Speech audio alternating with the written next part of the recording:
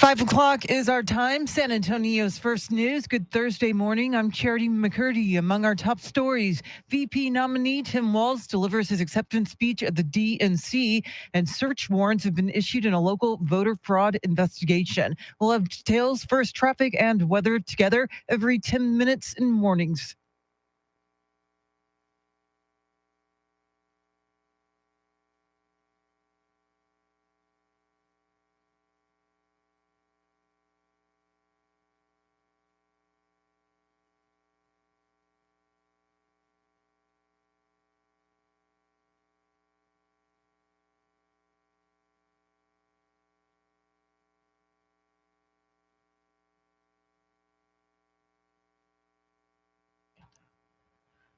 Your Weather Channel forecast for this Thursday, another excessive heat warning until 9 o'clock tonight. Mostly sunny, a high near 106. Tonight's low near 80. Right now, 85 degrees.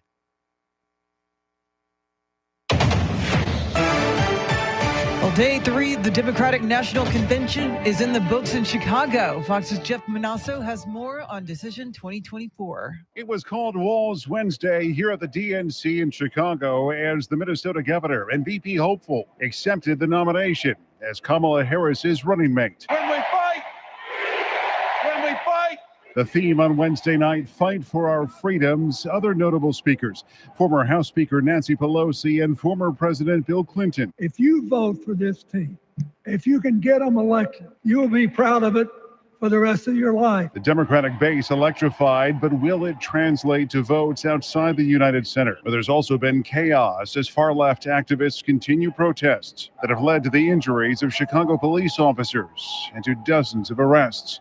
At the DNC in Chicago, Jeff Manasso, Fox News. Rallying with voters in Asheboro, North Carolina, former President Trump said the Biden-Harris administration threw away the economy that they inherited from him. We gave them a country and they blew it because they took so much. They took trillions and trillions of money. They kept feeding it.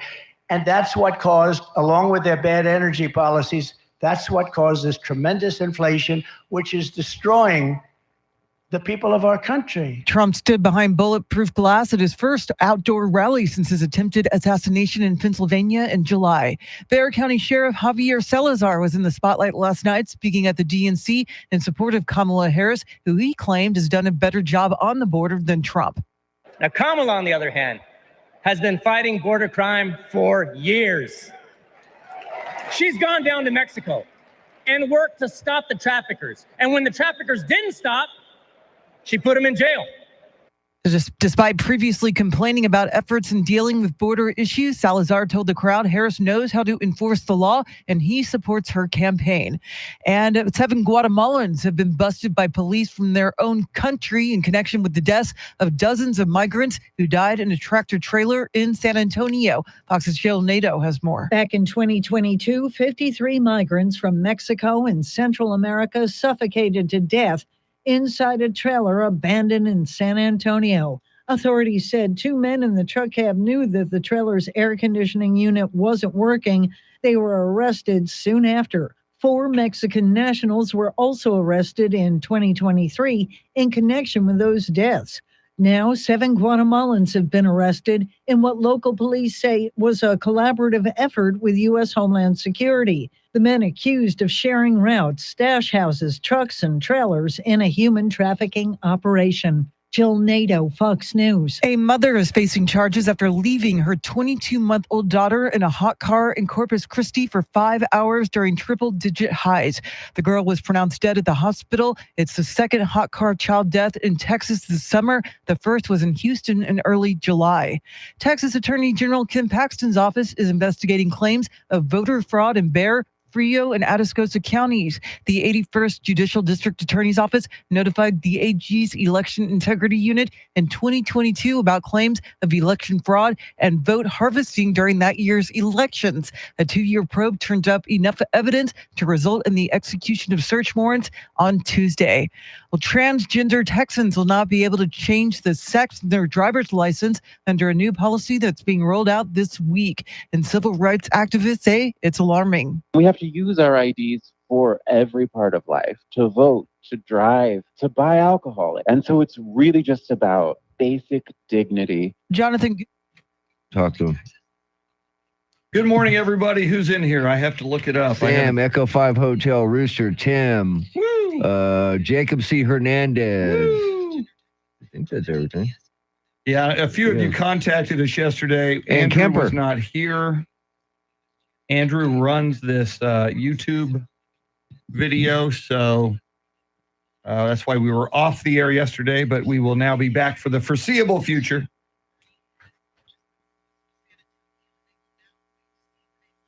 It is a Throwback Thursday. Mr. T and I are wearing throwback T-shirts. Thank you very much.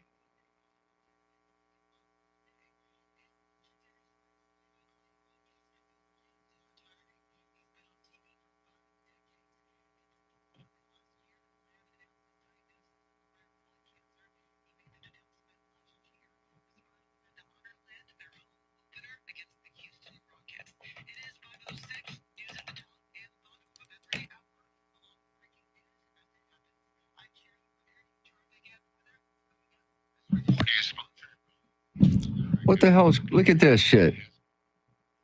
What's that? That works. God. Coffee. It's the wonder drug that works wonders. Be a coffee achiever like Ken Anderson, Cincinnati Bengals quarterback in the early 80s.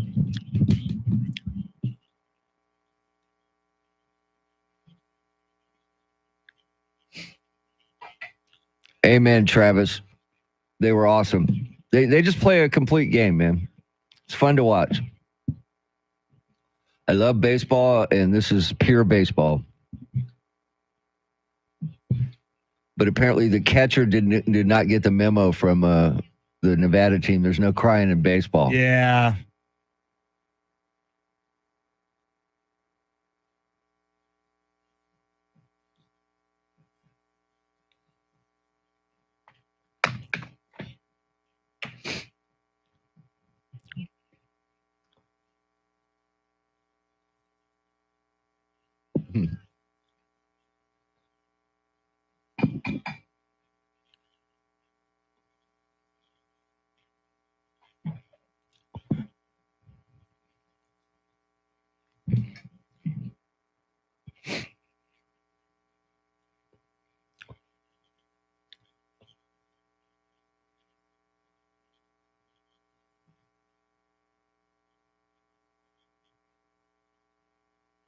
Hope everybody survived yesterday's fourth hottest day in San Antonio history.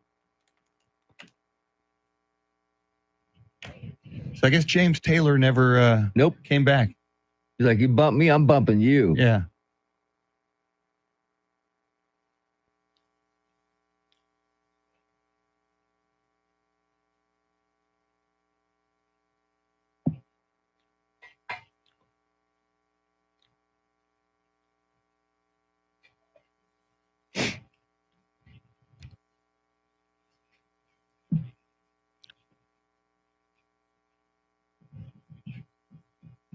Get Pags yet? Pags just arrived. Okay. I'll send it soon.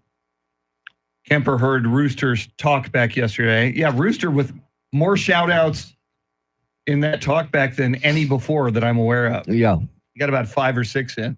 Yeah. Stand by. Okay.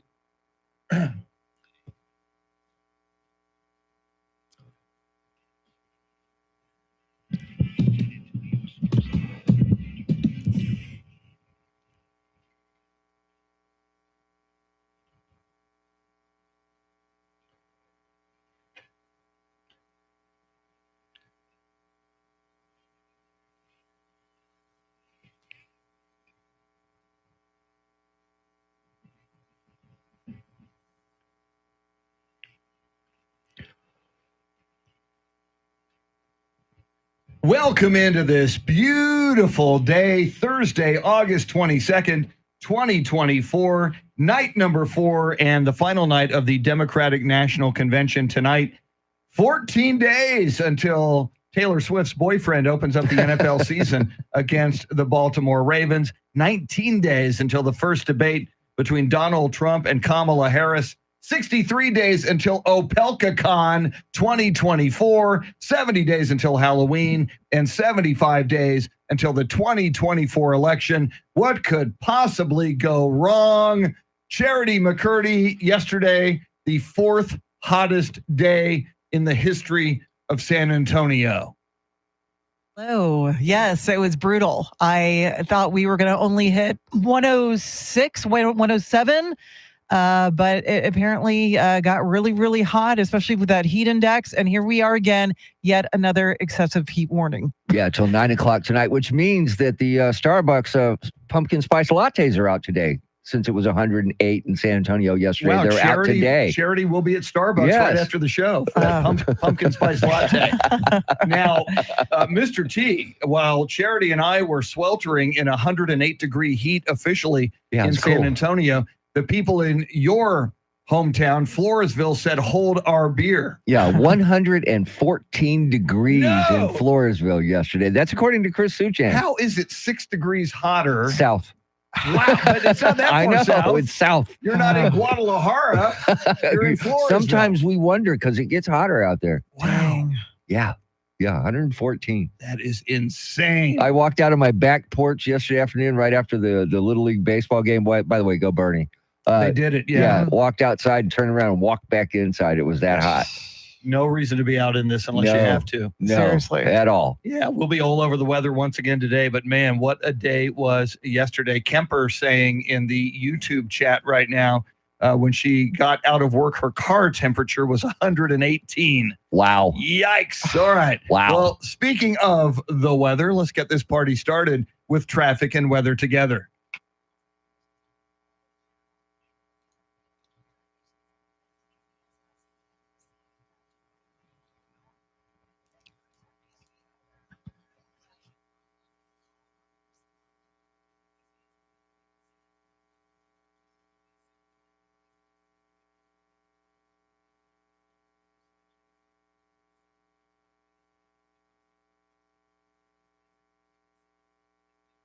Excessive heat warning in effect until 9 o'clock tonight. Sunshine, near record high temperatures today. Forecast high 105, 106, depending on who you hear it from. Mostly sunny skies tomorrow. Stray shower thunderstorm possible. Highs 101. Saturday, clouds in the morning, sun in the afternoon. Highs in the upper 90s, near 100. 84 degrees in Alamo Heights. 84 at the Pearl downtown and 83 right here in Stone Oak. WOAI News Time 513. San Antonio's first news, that is Mr. T, Tim Merriman.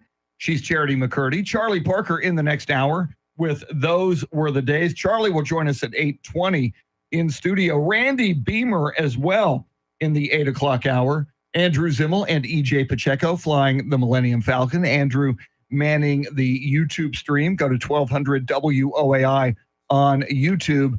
And Charity, Mr. T alluded to it moments ago, the Bernie Little League baseball team did it again. They win 5-2 over the Nevada team. It was 2-0 early, then quickly it was 2-2, and I was getting worried. But Bernie scored more runs, held on to win, and they are in the Little League American Championship game. I'm telling you, this is a special group of boys. I think they can do it. They can go all the way for the complete championship. The international tournament is going to take place on Sunday, and I think they're going to be in it. Yeah, I love that. It was just, it was so good to watch, and it's just pure baseball. Yeah. And I'm a baseball fan, and nothing makes me feel better than pure baseball. Well, and what's so pure about it, what I love is interviews with the parents during the game. You see, they were talking to the parents of the one kid in Bernie. The sunflower seeds. Yeah, the sunflower seeds. Yeah. And the kid gets a hit right when they're talking. Right. I love when that happens. By the way, I was looking to try to buy some of those sunflower seeds, and apparently they're not on the market They yet. don't sell them. Yeah, they just hand them out, so we need to go find them because I want some. We want some Stubing family sunflower seeds. I believe they're called dingers. Dingers. They got a D on them, right? Yeah, dingers. They're dingers. If anybody in Bernie knows the Stubing family, yes, we would like some. Does anybody remember our address here? 20880 Stone Oak Parkway. Yeah, 782 something. Yeah. Well, and that's what's kind of cool about it. You can't buy them.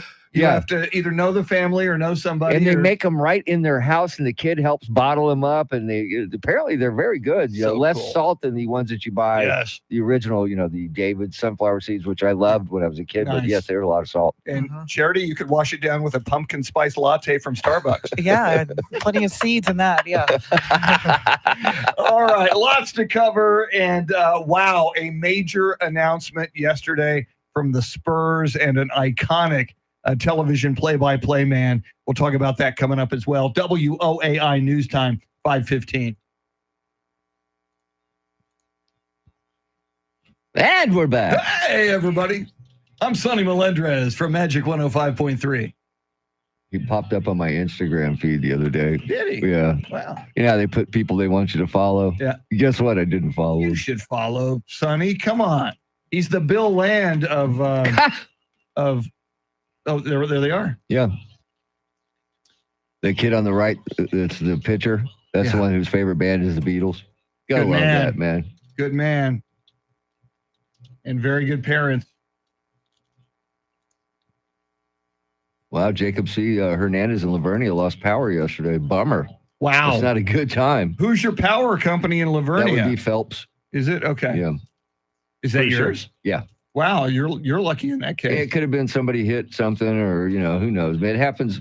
Used to happen more often than not, than now. But used to be just somebody would do something would happen, and they would go out for a little bit. Yikes. Yeah. Nothing worse than going out on the hottest day in Oh my God. Forestville, man. Hottest day God. since 2013, fourth hottest day in history. You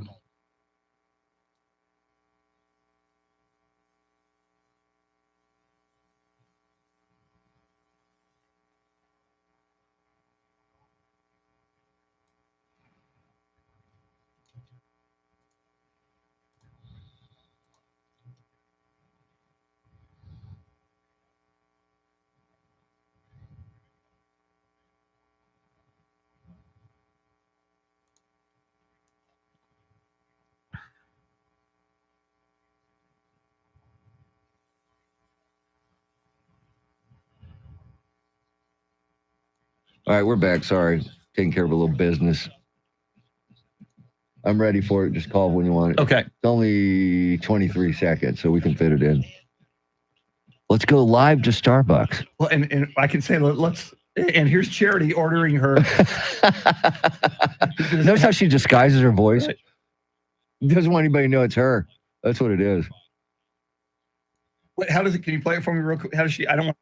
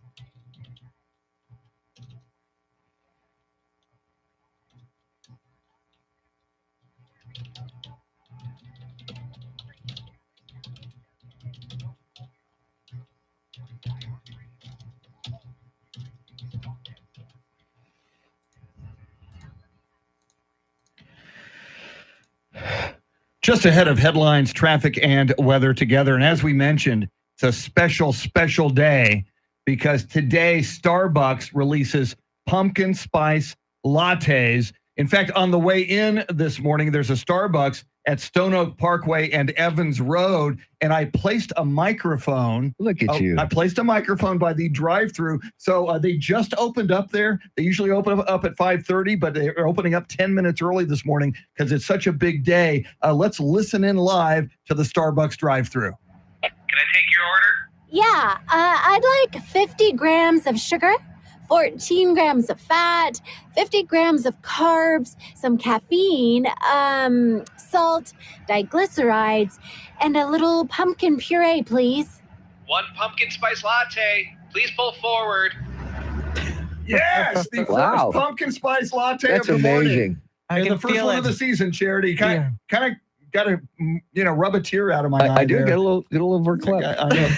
I can feel it permeating to my body. Yeah. I actually never go to Starbucks simply because the line is so long. Okay, now she's a coffee See, snob. you should have a special. Judd Ashmore used to have a Chester's hamburger card. You should have You a should have Starbucks card. where you can pull in front of everybody. Yeah. Or they just come out to your vehicle. Oh, they just come When out. they see that It's a red valet. Lamborghini Yeah, and they know valet, it's Charity yeah. McCurdy, they should just They should. have that pumpkin spice latte ready. Because they know I'll pay it forward. I'll pay for everyone behind me, that Yes. kind of thing. Yeah. Okay. Charity McCurdy, yet to have her pumpkin spice latte yet this morning. What are you following? VP Kamala Harris will officially accept the Democratic nomination for president tonight on the final night of the Democratic National Convention in Chicago. San Antonio International Airport has set a new passenger record in July, and a third Bexar County mosquito has tested positive for West Nile virus. We'll have details coming up. Right now, traffic and weather.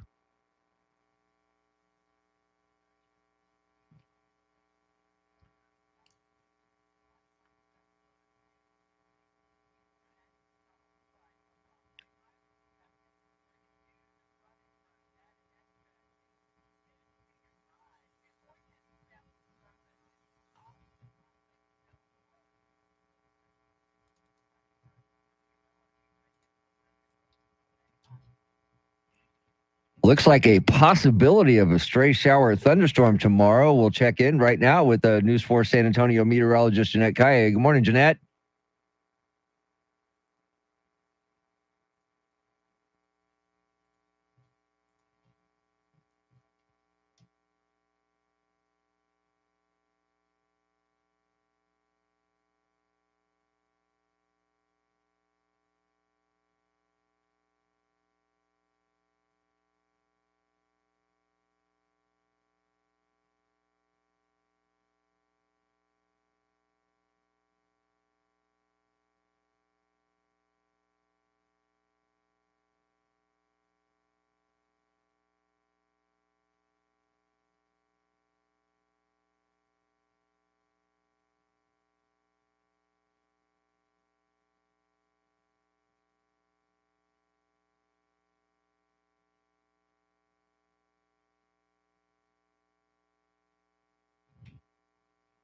Thanks, Jeanette. 83 degrees here in Stone Oak. WOAI News Time, 523. San Antonio's first news. Shortly after we left the air yesterday, the San Antonio Spurs and their longtime, and I would say legendary, certainly in these parts, television play-by-play man Bill Land announced that he is stepping away from the microphone after 5 decades behind the microphone. Charity, he is one of the best ever. Yeah, clearly. I mean, he's a household name for Spurs fans. It's amazing what he's been able to do. When I think of Bill Land, I think of his catchphrase, "Oh, mama," and he's just one of the best in the business. And, him being with Sean Elliott have really been a cemented Spurs history as far as play-by-play announcing. He's going to be dearly, dearly missed. And such a nice man. Yes. He is just so nice. And I wanted to reach out to him yesterday, and then I realized, everybody else wants to reach out to him. So I thought I'd wait a few days, but just a nice man. It's so nice to see someone who can rise to such a level. And I think even Sean Elliott in his tweet or whatever X yesterday, I think he used the term humble. Yeah. He is insanely talented, but yet so nice and humble. It's so nice to see somebody rise to such a level of talent and expertise and just be a good guy. And Mr. T had brought us to a question for our listeners this morning. Who's the best play-by-play ever? Voice. Play-by-play voice ever. Ever. You can go local. You can go national. Baseball, basketball, football, hockey. Yeah. It does not matter. Take it where you want to take it. Yeah, because I think there's a lot out there, and I think people will have a thoughts on this. Charity, how do they let us know?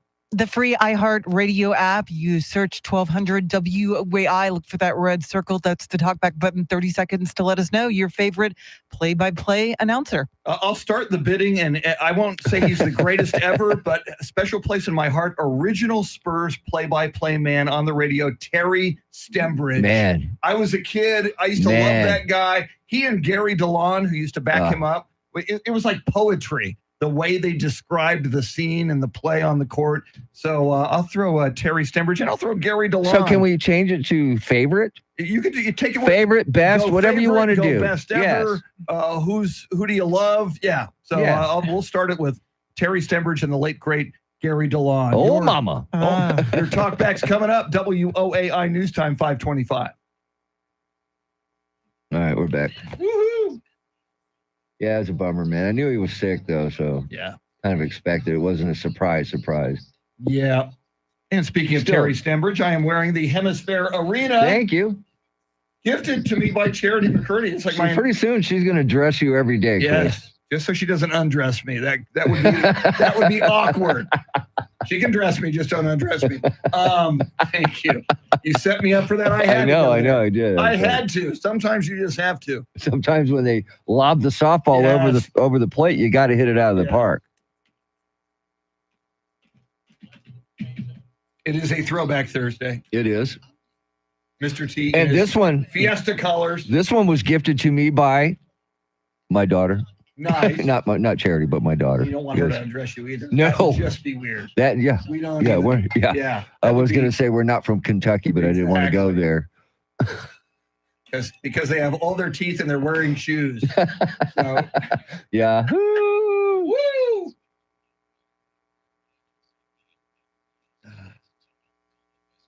Pat Summerall, Sam, yes, Bill Land, Al Michaels, yes, sirree. Marv Albert, yes, and it counts. See, I have a special place in my heart for Harry Carey. He made me fall in love with the Chicago Cubs, man. I'm so disappointed in you because you do so much work with Jay Howard. I love Jay Howard. No love for Jay Howard. But I said I have a special place in my heart for Harry Carey. Yes. And long story short, when I started watching the Cubs because they were on WGN and we got cable TV and I was a baseball fan, I could come home and watch a game in the middle of the afternoon. Found out from my dad when him and my mom first got married, they were living in Kansas, and they lived Salina, Kansas, down the street from the stadium. And Harry Carey was the PA voice at the stadium, and they used to sit in their front yard and hear Harry Carey at the stadium. So full circle. Amazing. Yeah. Amazing. Yeah. Amazing. So yeah, I thought he was great. And towards the end, when he got, he was drinking a lot, highly entertaining, man. Oh, God, yeah. Highly entertaining. Yes. I mean, hell, who cared how? Kid with a sombrero. Check out the sombrero on that one. Oh, he was rounding second safely into first. Yeah, he was. Oh my God, it was fantastic. And sadly, the way they hire and the way play-by-play people sound today, there'll never be another Harry Carey. There'll never be another guy who's just a regular guy there for 70 years, whatever it was, 50, 70. Okay. Got a couple already. All right. It's working. Excellent. Yeah, it's kudos to this was Charity's idea. McCurdy. We give props credit where credit is due. Where credit is due. And when someone does something good, we don't just bitch about things that are negative and steal other people's ideas as if they're our own. I don't really like that.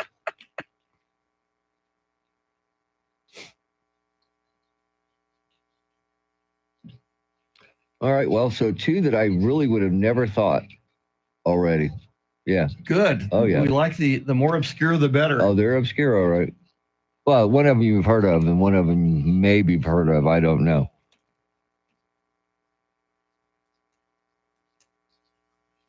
But probably all time across all sports, Vin Scully. Oh, The man. He's at least on the Mount Rushmore. The If not man, number the one. myth, the legend.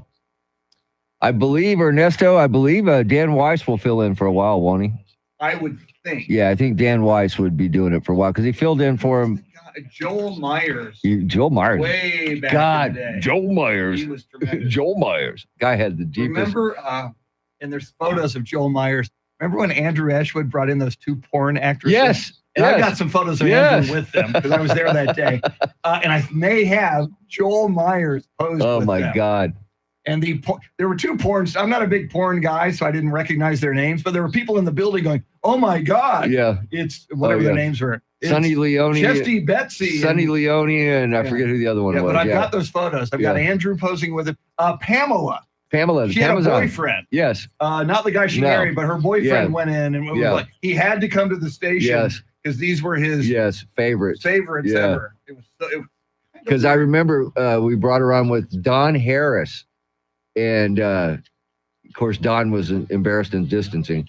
And so when we had Sonny Leone was her name, right? Sonny Leone, sorry. And so when we brought her on, I played the Billy Joel. Mama Leone left a note on the door, Sonny, move out to the country. And she never had heard anybody do that for her. amazing. That's what I why said, yeah. You've got that gift. She goes, wow, I've never heard that before. Oh, yeah, there was people standing at the window in the hallway. It was just ridiculous. Yeah. Oh, Sam Tobias wants you to take over the place of Bill Land. Ain't gonna happen. I'm not a play-by-play guy. All right, here comes Charity, everybody.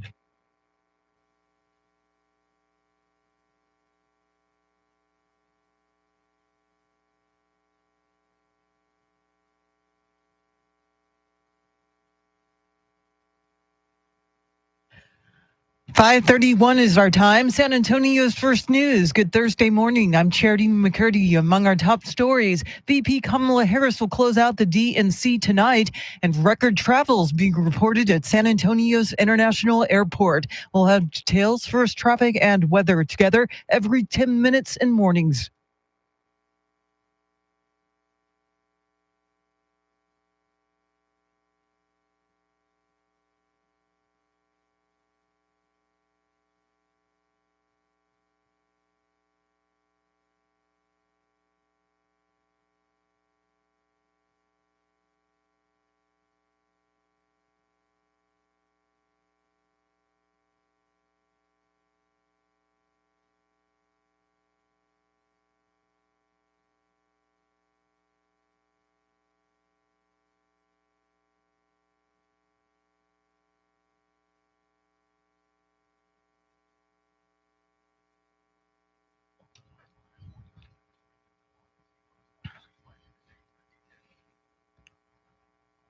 Your Weather Channel forecast for this Thursday. Excessive heat warning until 9 o'clock tonight. Mostly sunny with a high near 106. Tonight's low near 80. Right now, we're at 84 degrees.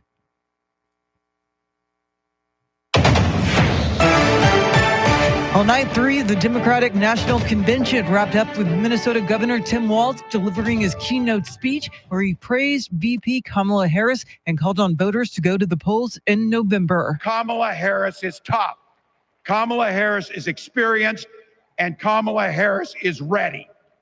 Our job for everyone watching is to get in the trenches and do the blocking and tackling. And former President Bill Clinton also took the stage. If you vote for this team, if you can get them elected and let them bring in this breath of fresh air, you will be proud of it for the rest of your life. Your children will be proud of it. Your grandchildren will be proud of it.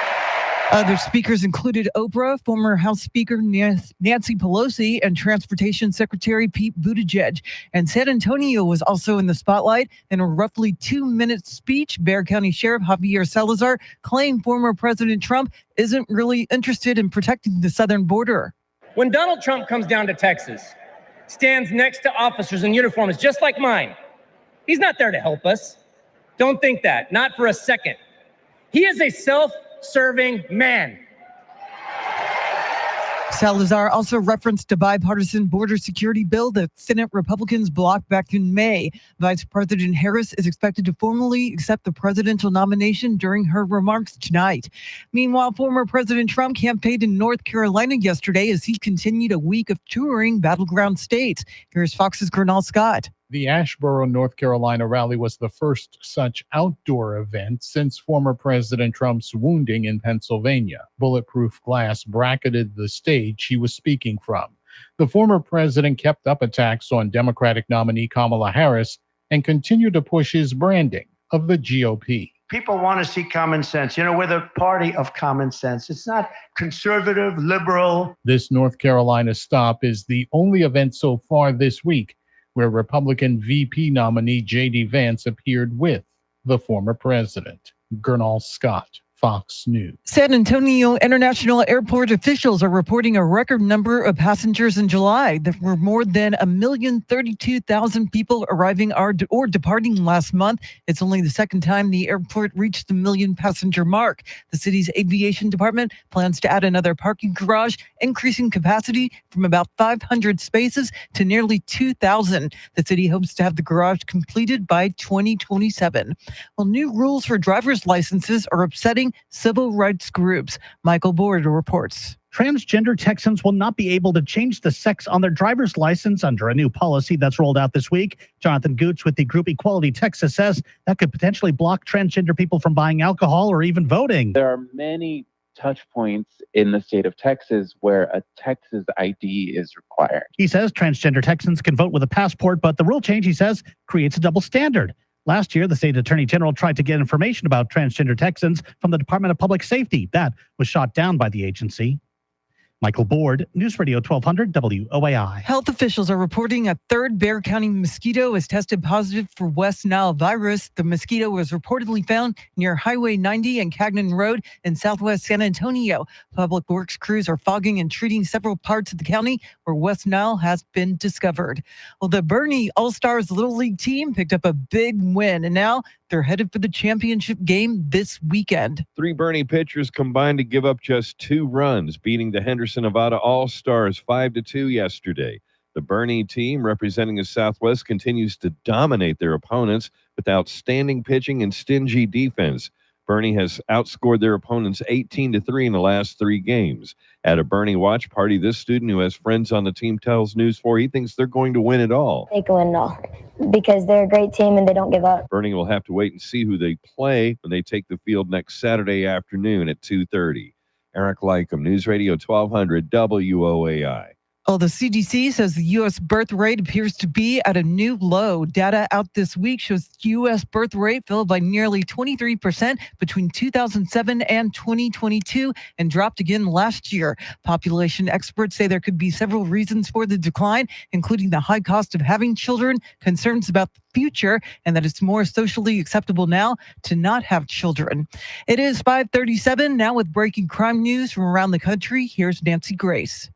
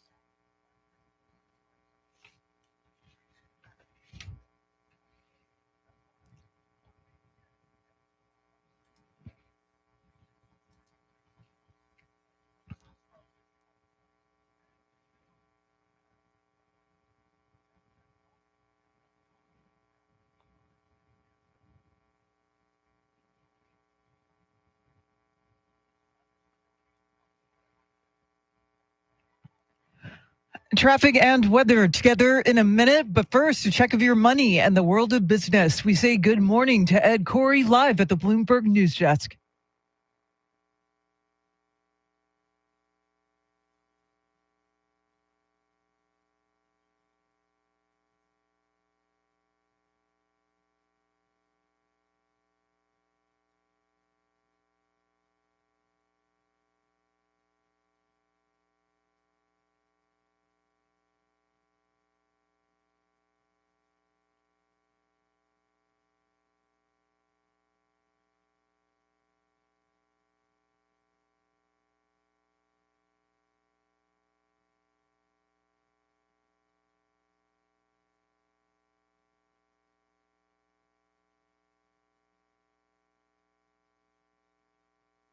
All right, thanks, Ed. News at the top and bottom of every hour, along with breaking news as it happens. I'm Charity McCurdy. Here's traffic and weather.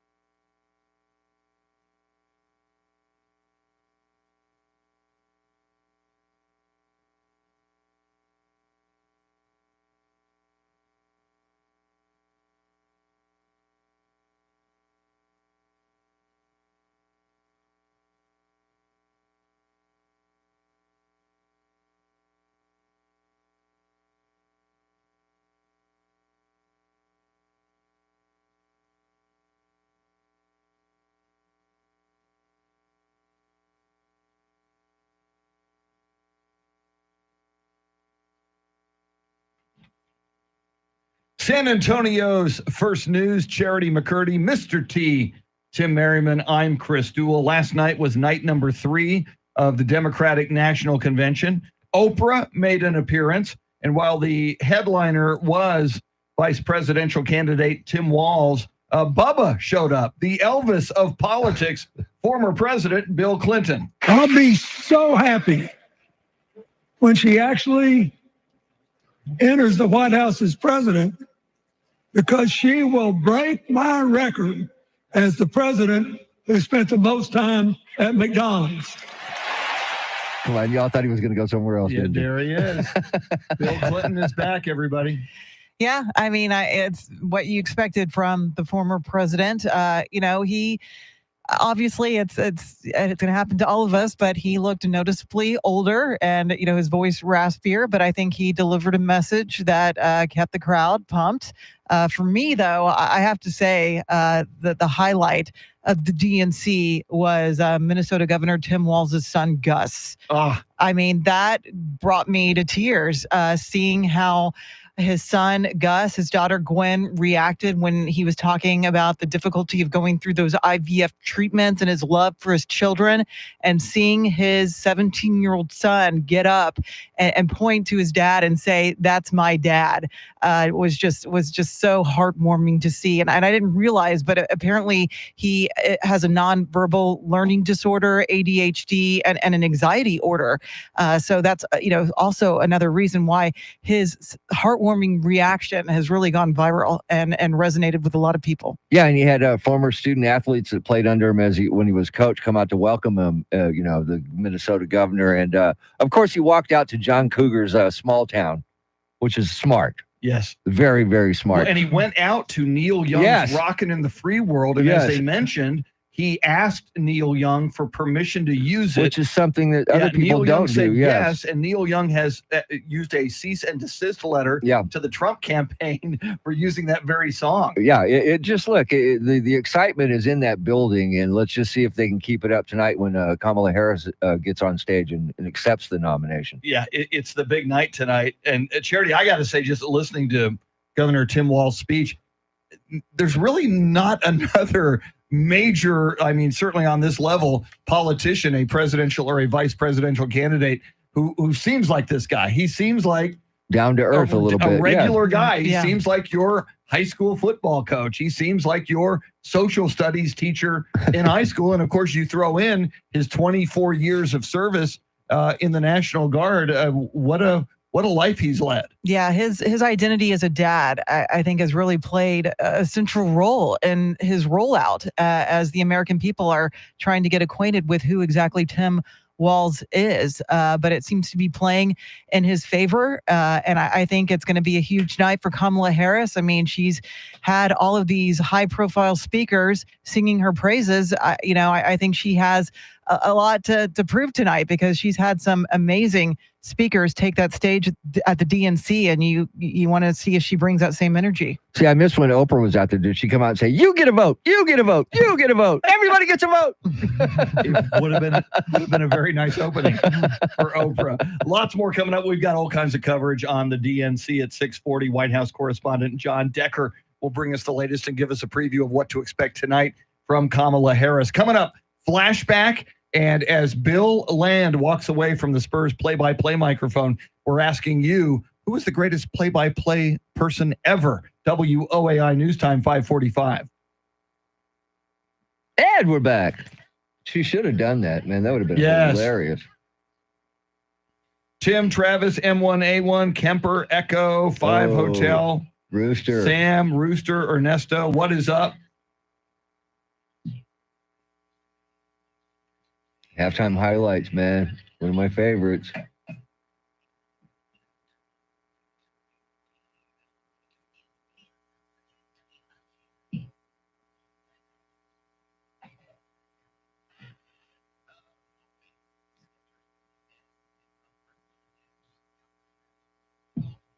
Louie, what is up? Louie. Louie.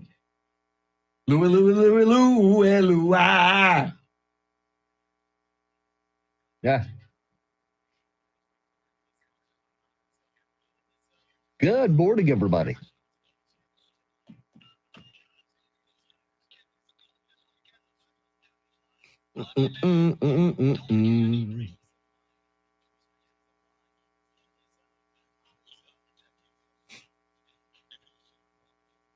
Okay, she's not there today, dude. I'm out. Can't take it. Going to the convent. Yeah.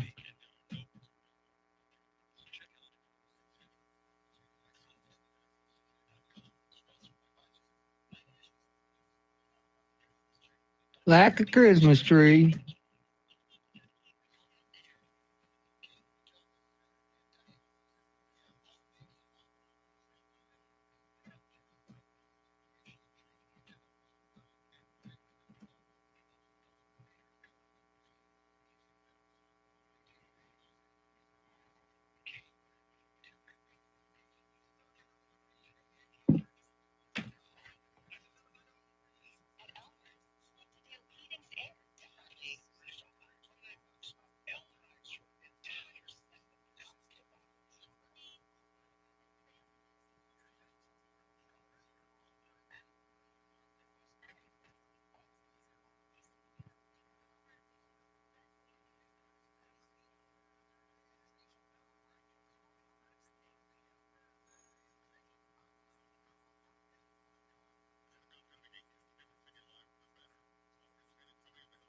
Oh, Travis, you are correct. Brian Anderson, BA, as we like to call him, would be great. Homegrown. They wouldn't be able to get him, though. He would be too expensive. Travis is right. Be nice, though. By the way, Charlie Parker taught him everything he needs to know. Oh, really? Oh, yeah. Charlie will tell you. Charlie will tell you. He taught him everything. That is good to know. Hector Gomez, good morning. Good morning, Hector.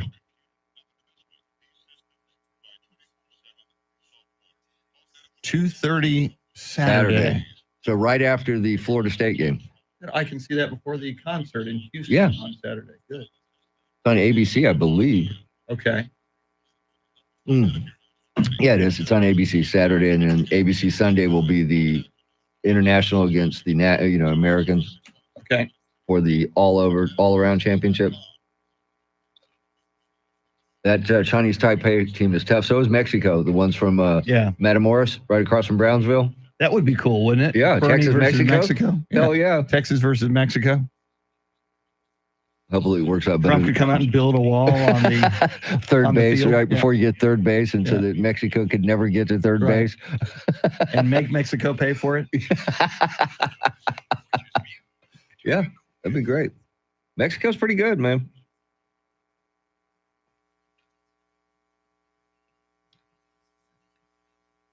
Restaurants.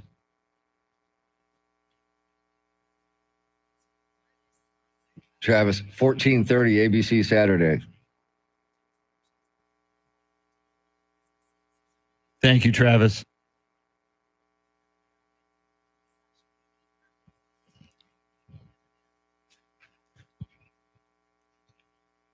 Stand by.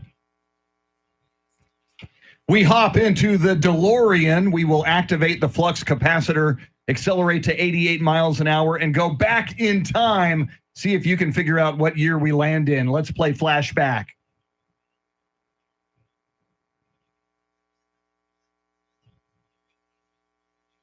Ding.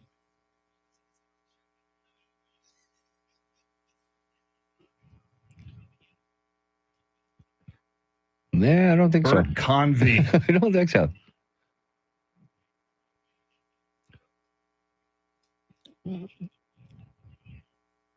Oh, I love the Groovy Ghoulies.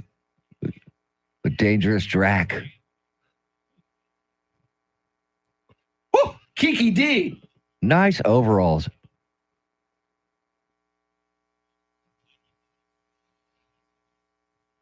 I think we all have this one. Election year. Yes. Jimmy Carter wins Yes. the election in November. I'm going to go with 1976, Chris. Bicentennial year. Charity, you good with 76? Sure. Woo! Let's find out.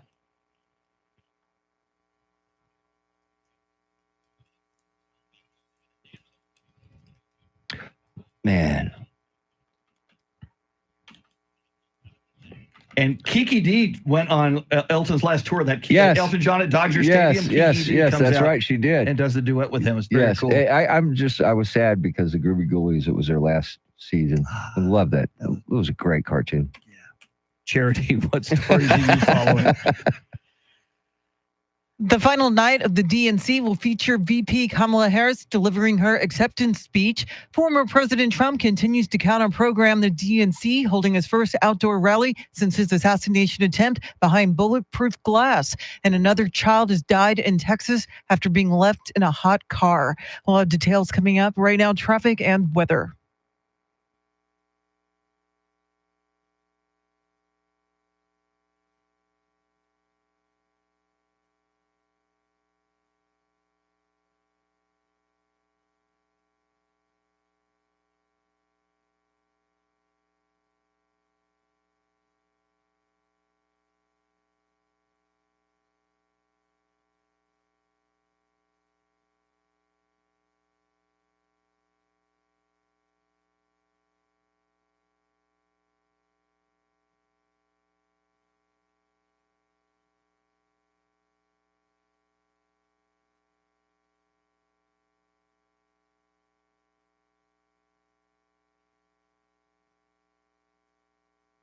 Excessive heat warning till 9 o'clock. Hot today. Highs 106. Tomorrow, sunny skies, a stray shower, thunderstorm possible.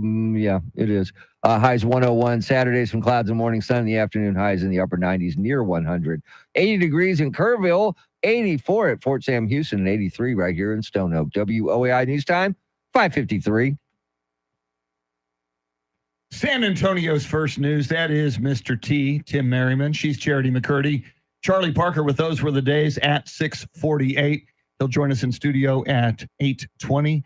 EJ Pacheco wearing a Throwback Thursday retro Spurs Fiesta Colors t-shirt, just like you are, Mr. T. I am wearing a Hemisphere Arena t-shirt gifted me by Charity McCurdy. And I did not get the memo. I didn't realize we were wearing Spurs gear today. So my apologies. Well, Bill Land retired. I don't know if you know that. I do. It's our way Yeah. of Andrew Zimmel flying the Millennium Falcon as well. Speaking of Bill Land, he sparks our question on the Talkback feature on the free iHeartRadio app. He announces yesterday he will retire. He's been behind the microphone for 50 years, been doing Spurs television for a long time, alongside Sean Elliott. And Charity, how do people let us know the question, which is, who is your favorite, or who do you think is the greatest play-by-play announcer of all time? On the free iHeartRadio app, of course, you search 1200 WOAI, hit that red talkback button, and that gives you 30 seconds to let us know your favorite play-by-play announcer. And it'll sound something like this. The best play-by-play person is Chris Berman. The end. Okay, so we don't need to take anymore. Okay, well, yeah. Chris Berman, you got to love his when he started doing his little stick. Yeah, his shtick. Yeah. Nobody was doing it like that before he did it. And it was very, very funny. It was. I like somebody who does something different, and he certainly did. Yeah, I mean, there's certain qualities to a great play-by-play announcer. You got to be able to, articulate what's happening on the field and pull it into the fan's mind, and knowing when to make those pauses and just kind of let the scene play out, and not stating the obvious. I think that can happen sometimes with bad announcers, but it also depends on the sport. I'm sure there's a certain sports that this is your go-to guy, that's the great announcer, but if it doesn't translate to other sports, but for me, I always enjoy Bob Costas. I know he's controversial when it comes to his politics, but I just think he does such a phenomenal job. He really does. Totally agree. And Charity was describing knowing when not to speak. Vin Scully was the man. Was the master. If there was a big home run, he would just be quiet and let you hear the crowd roar. Like Kirk Gibson's home run. Yes, yeah, that was for one of the best calls ever. Multiple seconds. Used to love that guy. Yeah, it was great. All right, let's check in with our favorite Uber driver. Hey, good morning, guys. It's Joaquin, your favorite Uber driver. Hey, not that you guys might care, I might piss off a lot of people, but how about my Kansas City Chiefs, Mitch Holthus? Look him up. One of the greatest play-by-play announcers. Mitch Holthus from Kansas City for the Super Bowl back-to-back champions, the Kansas City Chiefs. Woo! I'm because thinking he's local, I don't know Mitch's work. I But don't either. I But would certainly like to check him out. apparently, our favorite Uber driver loves him. Very nice. Didn't know we had a favorite Uber driver, but we do now. We do now. Joaquin. Goes with our pool guy, Marco. our favorite teacher, Stephen from Ladder. and our trucker from Pennsylvania. We got him. We got him covered. And Bell is also one yes, of our favorite truckers. Bell's one of our favorite truckers. I'm looking for a favorite banker. If you know, We'll let me work know. on that. We'll work on that. All right. Of course, we couldn't do this without Kemper. Morning on this Friday Eve. I grew up in a home where my dad would watch sports on TV, but the audio was always on the radio. So I heard so many great play-by-play. I do like Craig Way with UT Sports, and a shout out for a podcast called Stories Inside the Man Cave with Sean Clinch. He'll give you all updates on every sport that is played in Texas. Hook 'em. Wow. That's a lot. Craig Way, who's part of the Austin portion of this company. Andrew Zimmel was just up there. Andrew works with Craig Way quite a bit when he goes to Austin. I was on the radio with Craig Way for a couple of years. Yeah. Something called the Sports Buffet out of Austin. Yeah, I remember that. So, I remember that. Craig Way is a great, great guy and a great broadcaster. Lots more coming up. Charity McCurdy with everything you need to know at the top of the hour. And we'll take a look. It won't be as hot as yesterday, but it'll be pretty darn hot today. We'll talk to you about that coming up as well. WOAI News Time 5:58.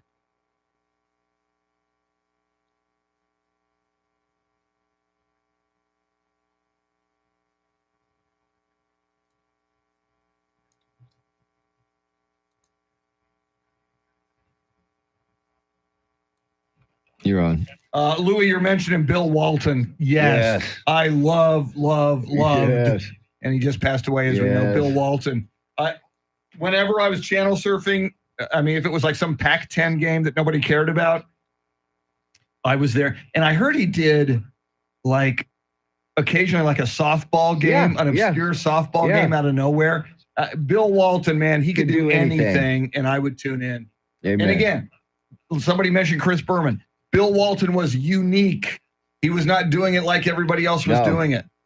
Yeah, and he would go into stories that were so good.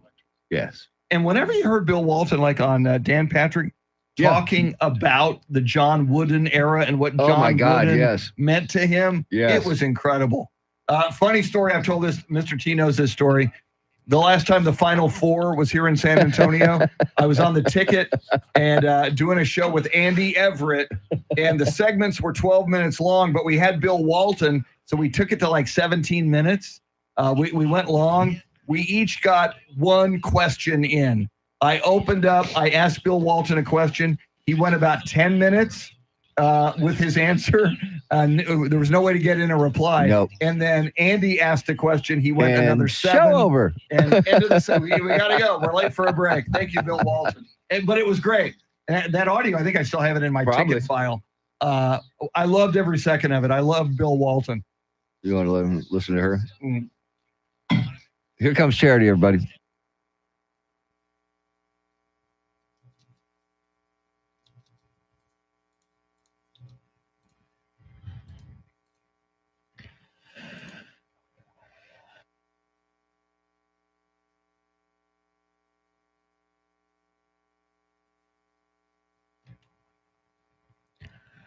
Six o'clock is our time. San Antonio's first news. Good Thursday morning. I'm Charity McCurdy. Among our top stories, VP nominee Tim Walz delivers his acceptance speech at the DNC, and search warrants have been issued in a local voter fraud investigation. We'll have details, first traffic, and weather together every 10 minutes in mornings.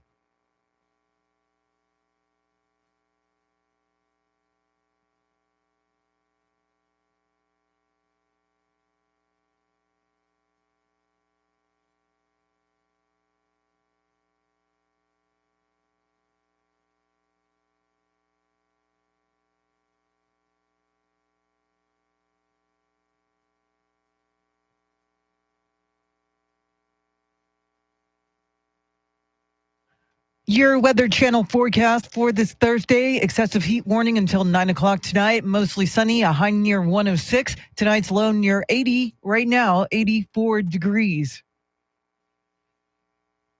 Well, it's a wrap for day 3 of the Democratic National Convention in Chicago. Here's Fox's Jeff Manasso with more on Decision 2024. It was called Walz Wednesday here at the DNC in Chicago as the Minnesota governor and VP hopeful accepted the nomination as Kamala Harris's running mate. When we fight, The theme on Wednesday night, Fight for Our Freedoms. Other notable speakers, former House Speaker Nancy Pelosi and former President Bill Clinton. If you vote for this team, if you can get them elected, you will be proud of it for the rest of your life. The Democratic base electrified, but will it translate to votes outside the United Center? There's also been chaos as far-left activists continue protests that have led to the injuries of Chicago police officers and to dozens of arrests. At the DNC in Chicago, Jeff Manasso, Fox News. Rallying with voters in Asheboro, North Carolina, former President Trump said the Biden-Harris administration threw away the economy that they inherited from him. We gave them a country and they blew it because they took so much. They took trillions and trillions of money. They kept feeding it. And that's what caused, along with their bad energy policies, that's what caused this tremendous inflation, which is destroying the people of our country. Trump stood behind bulletproof glass at his first outdoor rally since his assassination attempt in Pennsylvania in July. Trump will campaign at the border today in Arizona. Their County Sheriff Javier Salazar spoke at the DNC last night and claimed Kamala Harris has fought for border security. We're like Kamala. We protect and serve. We enforce the law. We show compassion. And we fight like hell to protect our border. Because as we've always known in Texas, cuando luchamos, ganamos. When we fight, we win. Salazar's speech marked the most prominent appearance by a San Antonio area leader at the convention. Well, 7 Guatemalans have been busted by police from their own country in connection with the deaths of dozens of migrants who died in a tractor trailer in San Antonio. Fox's Jill Nato reports. Back in 2022, 53 migrants from Mexico and Central America suffocated to death inside a trailer abandoned in San Antonio. Authorities said 2 men in the truck cab knew that the trailer's air conditioning unit wasn't working. They were arrested soon after. 4 Mexican nationals were also arrested in 2023 in connection with those deaths. Now, 7 Guatemalans have been arrested in what local police say was a collaborative effort with U.S. Homeland Security. The men accused of sharing routes, stash houses, trucks, and trailers in a human trafficking operation. Jill Nato, Fox News. A mother is facing charges after leaving her 22-month-old daughter in a hot car in Corpus Christi for 5 hours during triple-digit highs. The girl was pronounced dead at the hospital. It's the second hot car death in Texas this summer. The first was in Houston in early July. Texas Attorney General Ken Paxton's office is investigating claims of voter fraud in Bexar, Frio, and Atascosa counties. The 81st Judicial District Attorney's Office notified the AG's Election Integrity Unit in 2022 about claims of election fraud and vote harvesting during that year's elections. A 2-year probe turned up enough evidence to result in the execution of search warrants this week. Transgender Texans will not be able to change the sex on their driver's license under a new policy that's being rolled out this week. Civil rights activists say that's alarming. We have to use our IDs for every part of life, to vote, to drive, to buy alcohol. And so it's really just about basic dignity. That's Jonathan Gooch with the group Equality Texas. Last year, the state attorney general tried to get information about transgender Texans from DPS, but that was shot down by the agency. Well, former President Trump is accusing the Biden administration of manipulating unemployment numbers after the Department of Labor revised its data and says they overstated the number of new jobs. Here's Fox's Kevin Cork. When it comes to numbers reported by the Fed, revisions happen, but it's the size of this revision that is definitely raising eyebrows. Overall, 819,000 downward. Manufacturing off by 115,000. Construction, 45,000. This revision knocked down last year's job gains by 0.5% from what was originally reported. Now, typically, they're off no more than 0.1%. Now, on Truth Social, former President Trump called the adjustment a massive scandal, saying the administration had been caught fraudulently manipulating job stats to hide the true extent of the economic ruin they've inflicted upon America. And it is 6:06, news at the top and bottom of every hour, along with breaking news as it happens. I'm Charity McCurdy. Traffic and weather coming up.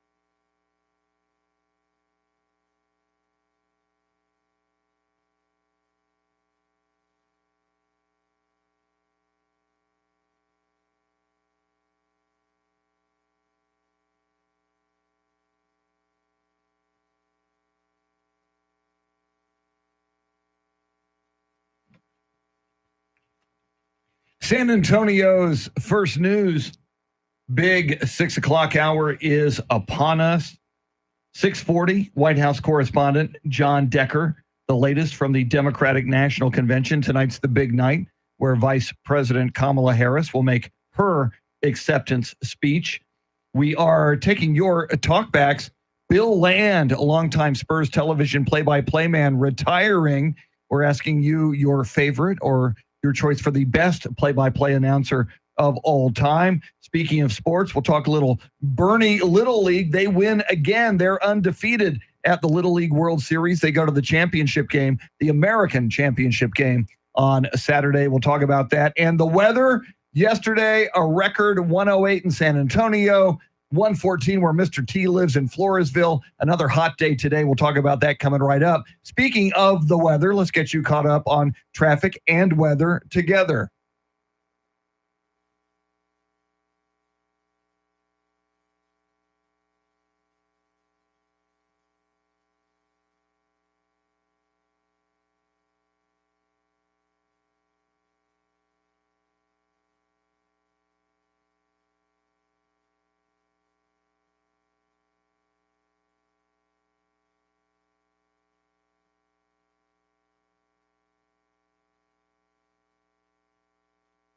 Excessive heat warning till 9 o'clock tonight. Sunshine high today, 105, 106. Tomorrow, sunny skies, stray shower, thunderstorm, possible highs 101. Then on Saturday, clouds in the morning, sun in the afternoon, highs in the upper 90s. 80 degrees in Bernie, Texas. 83 in Castroville and 83 right here in Stone Oak. WOAI News Time 812.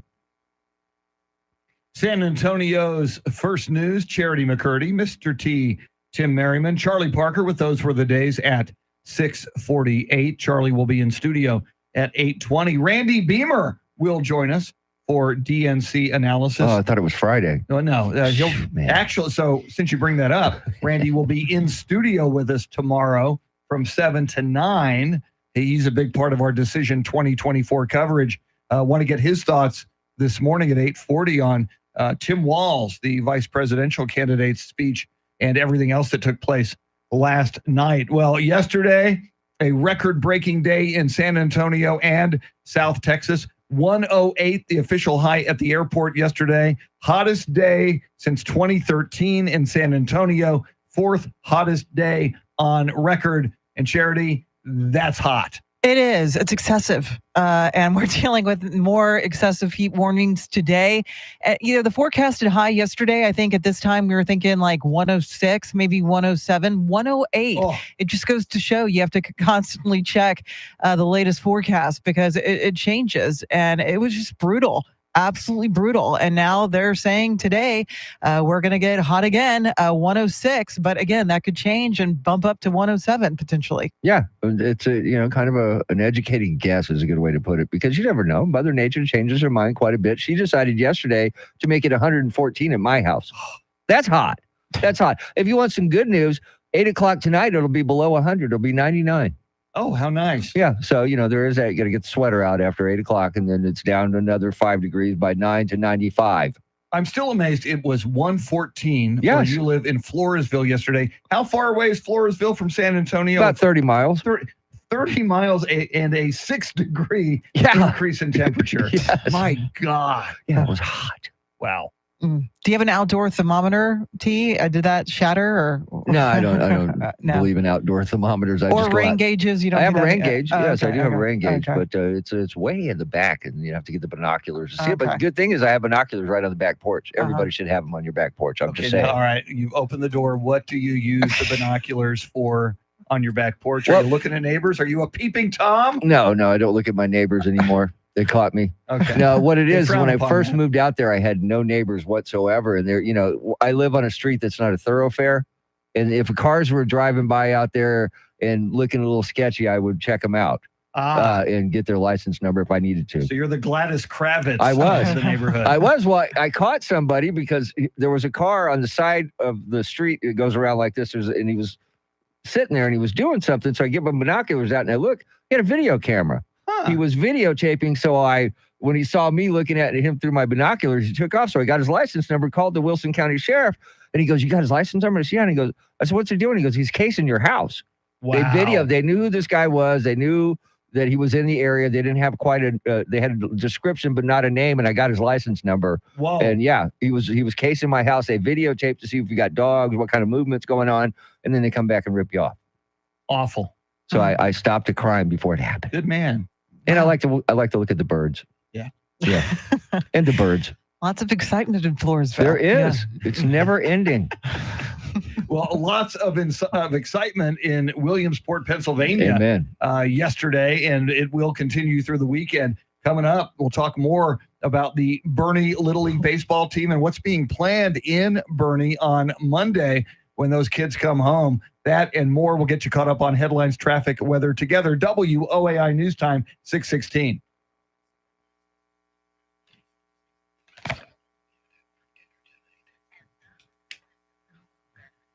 Andrew Zimmel, ladies and gentlemen. I do like the birds and the bees and the flowers and the trees. Thank you. Woo! Thank you, sir. So I mentioned wow. EJ Retro. Your 120. hat takes it. We're all retro Spurs today. Yeah. Wow. Well, it was between this and my 1996 All-Star Weekend T-shirt. I couldn't decide which Whoa. one to wear this Very morning. nice. So I went with the kind of understated. Mm-hmm. Man, Travis, 120. Man, George West is that's a little bit farther south than I am, but wow. Jesus. That's insane. Rooster with Jimmy the Greek. That was that panel. They were Cross, Phyllis George, Jimmy the Greek, and Brent Musburger. They were that way was ahead of their time, yeah. And they took the football pregame show. They started to it. another level. Yeah, they started. They put down the formula for it. Yeah. The Rock, day 4. Is The Rock in here? Day 4. Rock, I am at day 4 as well. That will end after day 5 for me, as I will be in Houston on Saturday night to see Chicago and Earth, Wind, and Fire. All 3 of them? Yeah. Well, Chicago, Earth, Wind, and it's all 4 of them. Yeah. Well, it's like a Texas jam. Woo. Yeah, I've been good all right, week. Jacob. I'm in. What's up? What was Jacob have? Invite me over to his pool. Nice. And you could bring a Marco the pool guy to clean that pool up. I'll hook you up with our pool guy. What kind of beer do you like, Jacob? Because I don't go to pools unless there's beer. Yeah. Sorry.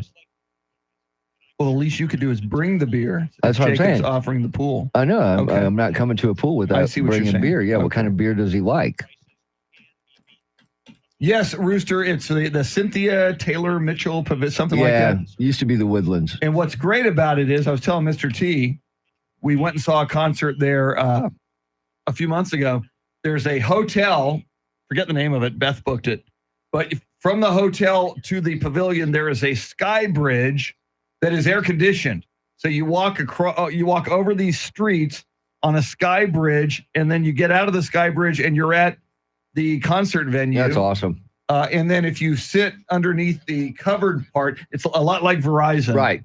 But there's these huge fans. They got those. You A, get you're in in constant. shade, and B, you're in fans. So it's not Beautiful. as hot. Jacob, Dos Equis is one of my favorites also. That's easy. Got that in my refrigerator right now. So yeah, we're good. And because Mr. T does this, you gave me the idea. I checked the playlist. Yeah.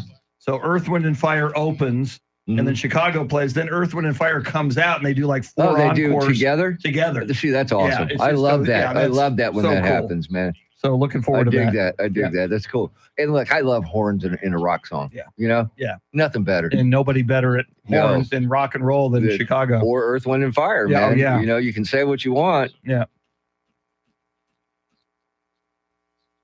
I mean, I always dug Earth, Wind, and Fire. I always thought they were such a good sound. Yeah. I loved them. Yeah. In fact, I discovered them through the Columbia Record and Tape Thank Club. you. Got the 8 tracks. That's the Way of the World. Oh, great. And then I liked it so much, I went back and got earlier Earth, Yes. Wind, and Fire. And then the Gratitude album came The out. Gratitude album was fantastic. yeah. Fantastic. At 40, well, we got Decker. Yeah. Oh, and those were the days. We got to remember to play that Pumpkin Spice. We can do it at Seed. 50. You know, We can come into it and say, by the way, you got to Okay. mention. Yeah. And, Okay. let's go once again live to Starbucks. Okay. Yeah. And then we can get into talkbacks. All right. Cool. I have all the deets. I have the deets. But this hotel, it's so nice not to have to drive to a concert. Yeah, and park. You and- walk yeah. to the concert, and you don't have to worry about drinking and driving or getting an Uber. You just stumble back to your room. Oh, and the hotel has boxes of pizza after for concert goers. They got boxes. Oh, you see, get smart, a box. You smart. get a full pizza. Smart. Yeah. Smart. Then you don't even have to go out, dude. No, so It's you're like, oh yeah. you're hungry after the concert. Stand by. You got pizza.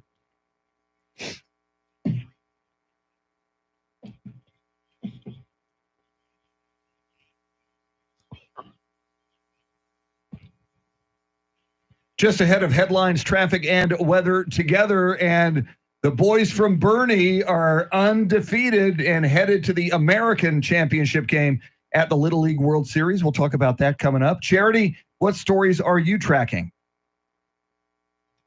Well, the Democratic National Convention closed its third night with Tim Walz accepting the vice presidential nomination. Bexar County Sheriff Javier Salazar endorsed Kamala Harris in a speech at the convention, and the Bernie team is 2 wins away from the Little League World Series title. We'll have the latest right now, traffic and weather.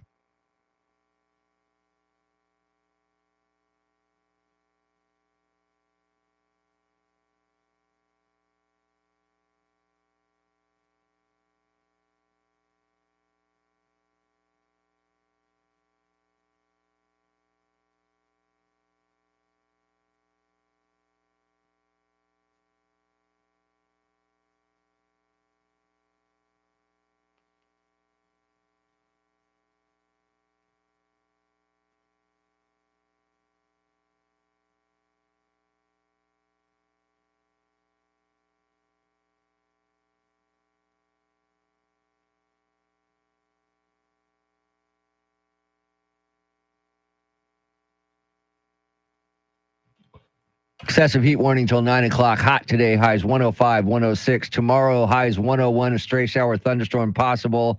And then on Saturday, highs in the upper 90s. It is 84 degrees at the Pearl downtown, 84 in Cibolo, and 83 right here in Stone Oak. WOAI News Time, 623.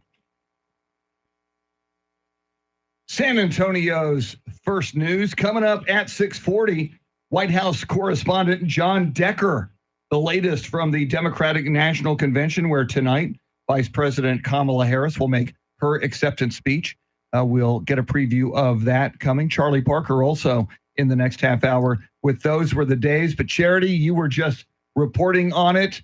Bernie wins again at the Little League World Series yesterday. They win 5-2 over the Henderson, Nevada team. They advance to the American Championship game. That'll be on Saturday at 2:30 p.m. And if they win that, they go to the World Championship game against an international opponent. Yeah, it was a little bit of a nail biter yesterday.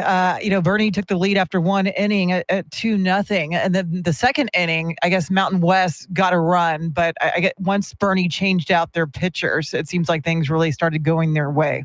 Yeah, they've got some really, really good pitchers. And we all know that Hurst is the ace they have, and he was the catching yesterday. He's available to pitch on Saturday, so that's good. And then on Monday in Bernie, they're going to do a celebration to welcome back these kids from Williamsport. Here's what they want you to do. Wear your best orange and yellow. That's their colors. Show up on the Hill Country Mile, which is Main Street, about 4:45. They're going to be escorted in by the Bernie Police Department, the Bernie Fire Department, Cavendish Chevrolet are going to escort them in, and then they were going to go down to a park and do like some celebration. And they want everybody to go and welcome these kids back. As they should. What a great moment, and perhaps celebrating not only the American Championship, hopefully first on the Saturday, world. but the World Championship. And that's always tough. Those international teams are really good. I was telling Chris off the air, I was watching the Chinese Taipei team play against Japan yesterday. And what gets me is you get called out on strikes, and the batter, when he's walking away, turns around to the umpire and bows at him. Every single time. The reverence for it's bows just to the umpire. Bows to the umpire who just called him out. Yeah. Wow. Yeah, that's cool. All I know is we're due. Apparently, Texas hasn't won a Little League World Series since 1966. Something like that. Yeah. So it's time. It's Yeah. time. Yeah. Hopefully they seal the deal.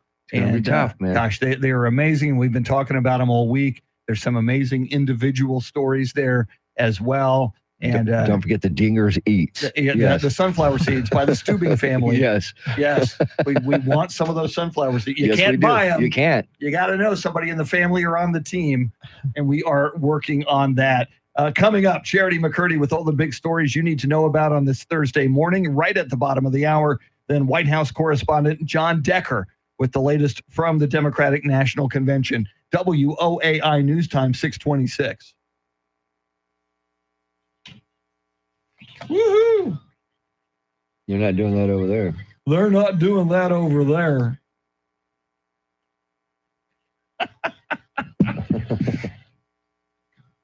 Travis, Kemper, Tim, Rooster, Jacob, Steve DeRocco, the original Rock, Tommy Miller, what is up? Tommy's one of the people who emailed us yesterday saying, where the hell is the live stream? That damn Andrew Zimmel took the morning to go to Austin.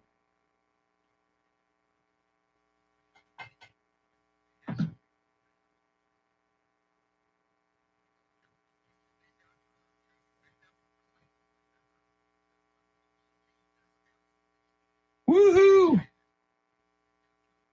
Travis, I remember playing Frisbee across the street in Main Street in Bernie. I had a friend that lived right where the mortuary is. He lived in an apartment next to the funeral home because he was like their security at night. And so we're there hanging out, and we're one guy on one side of Main Street, one guy on the other. We're throwing Frisbee across the street. And the police officer, the sheriff, pulls up and, what are y'all doing? I said, playing Frisbee across Main Street. I said, yeah, there's nobody coming, man. There's no cars on the road. And he said, yeah, let's not do that anymore. Very nice, man. Okay, Did not, give us any grief other than we can't play Frisbee across Main Street anymore. Good for him. Speaking of funeral home, Sunday, Rooster, Sunday. when I was at another radio station, I think it was in Kerrville. There was a restaurant in Kerrville. They weren't getting the business they wanted. So they wanted to advertise. So they brought me out to meet with the owner. And what it was a former funeral home on like a main street in Kerrville. So the funeral home closed. He bought the building and converted it to like a burger restaurant. And he was like, we don't know what's going on. We don't know Let why. me tell you what's going on. It was a funeral home. You had dead people in here for 20 years. Now you're selling burgers. So That's funny. Yeah. Yeah, they gave my buddy such a deal on his rent there because they wanted him to be there at night, in case, I don't know why they were worried about it. There was nobody in Bernie at the time. And he got a hell of a deal, man, and lived there. And it was a great place, man. We had a good time there.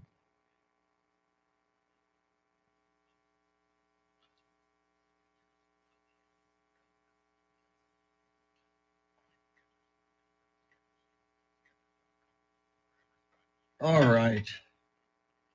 We'll give you your Charity McCurdy fix. In about 1 minute. And little John Decker, Charlie Parker with Those Were the Days. And then Chris, you. I doubt that meat was fresh. Very funny, Tim. Well played, sir. Soylent Green is people. Yeah. Bobby, good morning. Welcome in. Echo 5 Hotel, good morning. Anybody who's in here on the live video stream, welcome. We obviously, if we see your name, we say hello, but not everybody chats, and that's okay. That is okay.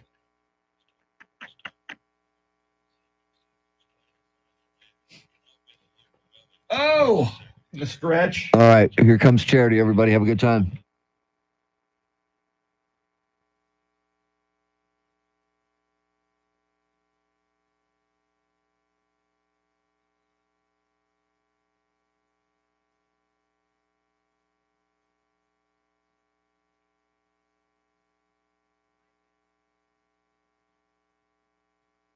6:30 is our time. San Antonio's first news. Good Thursday morning. I'm Charity McCurdy. Among our top stories, VP Kamala Harris will close out the DNC tonight, and last month saw record travel at San Antonio's International Airport. We'll have details, first traffic, and weather together every 10 minutes in mornings.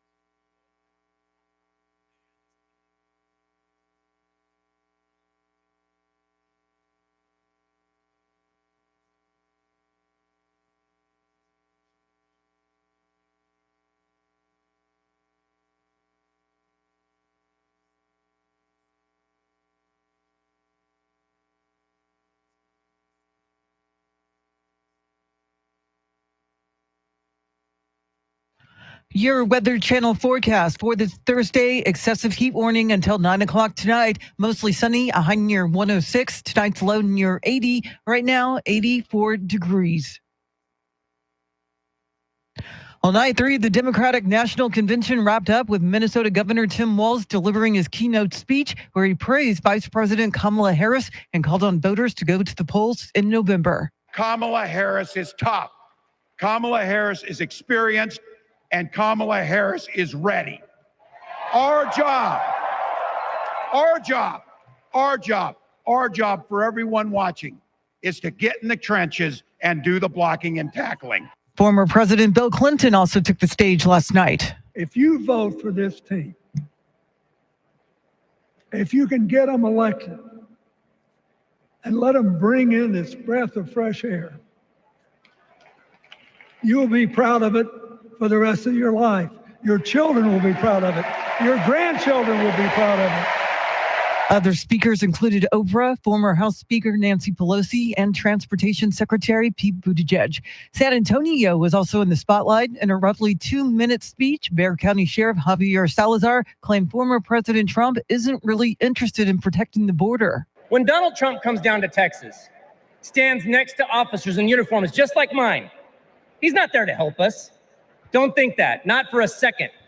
He is a self-serving man. Salazar also referenced a bipartisan border security bill that Senate Republicans blocked back in May. Vice President Harris, meantime, is expected to formally accept the presidential nomination during her remarks tonight. Former President Trump campaigned in North Carolina yesterday as he continued a week of touring battleground states. Here's Fox's Colonel Scott. The Asheboro, North Carolina rally was the first such outdoor event since former President Trump's wounding in Pennsylvania. Bulletproof glass bracketed the stage he was speaking from. The former president kept up attacks on Democratic nominee Kamala Harris and continued to push his branding of the GOP. People want to see common sense. You know, we're the party of common sense. It's not conservative, liberal. This North Carolina stop is the only event so far this week where Republican VP nominee J.D. Vance appeared with the former president. Gernal Scott, Fox News. There are reports that Robert F. Kennedy Jr. is considering dropping out of the presidential race. All the polls showed the independent candidate had low single-digit support. Since Kamala Harris has entered, he's seen his numbers drop precipitously, sometimes as low as 2 or 3. Mark Jones does presidential polling for the University of Houston. When their surveys took RFK out of the race, his backers split between the two major candidates, but he says there were so few that it did not give either an advantage. Trump said this week that he would be open to Kennedy playing a role in his administration if he endorses him. There is a speech in Phoenix on Friday. San Antonio International Airport officials are reporting a record number of passengers in July. There were more than 1,032,000 people arriving or departing last month. It's only the second time the airport reached the 1 million passenger mark. The city's aviation department plans to add another parking garage, increasing capacity from about 500 spaces to nearly 2,000. The city hopes to have the garage completed by 2027. Well, new rules for driver's licenses are upsetting civil rights groups. Michael Board has details. Transgender Texans will not be able to change the sex on their driver's license under a new policy that's rolled out this week. Jonathan Gooch with the group Equality Texas says that could potentially block transgender people from buying alcohol or even voting. There are many touch points in the state of Texas where a Texas ID is required. He says transgender Texans can vote with a passport, but the rule change, he says, creates a double standard. Last year, the state attorney general tried to get information about transgender Texans from the Department of Public Safety. That was shot down by the agency. Michael Board, News Radio 1200 WOAI. Health officials are reporting a third Bexar County mosquito has tested positive for the West Nile virus. The mosquito was reportedly found near Highway 90 and Cagnon Road in southwest San Antonio. Public Works crews are fogging and treating several parts of the county where West Nile has been discovered. The Bernie All-Stars Little League team picked up a big win, and now they're headed for the championship game this weekend. 3 Bernie pitchers combined to give up just 2 runs, beating the Henderson Nevada All-Stars 5-2 yesterday. The Bernie team, representing the Southwest, continues to dominate their opponents with outstanding pitching and stingy defense. Bernie has outscored their opponents 18-3 in the last 3 games. At a Bernie watch party, this student who has friends on the team tells News 4 he thinks they're going to win it all. They can win it all because they're a great team and they don't give up. Bernie will have to wait and see who they play when they take the field next Saturday afternoon at 2:30. Eric Lycum, News Radio 1200 WOAI. SAPD and TxDOT are teaming up for an anti-DWI campaign ahead of Labor Day. The name of the joint effort is Drive Sober, No Regrets. TxDOT is promoting the use of designated drivers, ride shares, or public transport. During last year's Labor Day weekend, there were 334 DWI traffic accidents across the state, resulting in 14 deaths. Well, Taylor Swift has done it again. Fox's Michelle Polino explains. Taylor Swift has broken another record with her worldwide Eras tour. The superstar became the first solo artist to ever play London's Wembley Stadium 8 times in a single tour. The record was previously held by Michael Jackson, who performed 7 times during his Bad tour in 1988. There was a group that filled the stadium 8 times, and that was Take That in 2011. But Swift played Wembley more than any other stadium throughout her ongoing tour, during which she mostly stopped for 3 nights in cities around the world. The record-breaking stop included lots of surprise guests, including Ed Sheeran, her frequent producer, Jack Antonoff, and Florence Welch. Michelle Polino, Fox News. It is 6:37. Traffic and weather together in a minute. But first, a check of your money and the world of business. Ed Corey is live at the Bloomberg News Desk.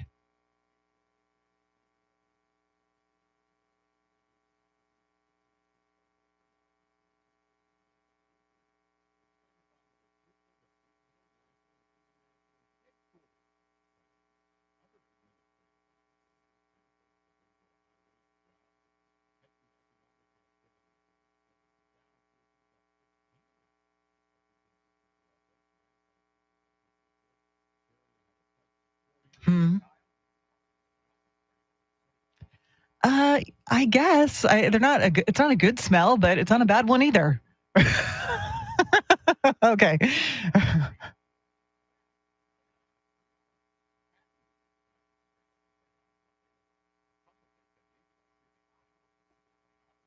Ah.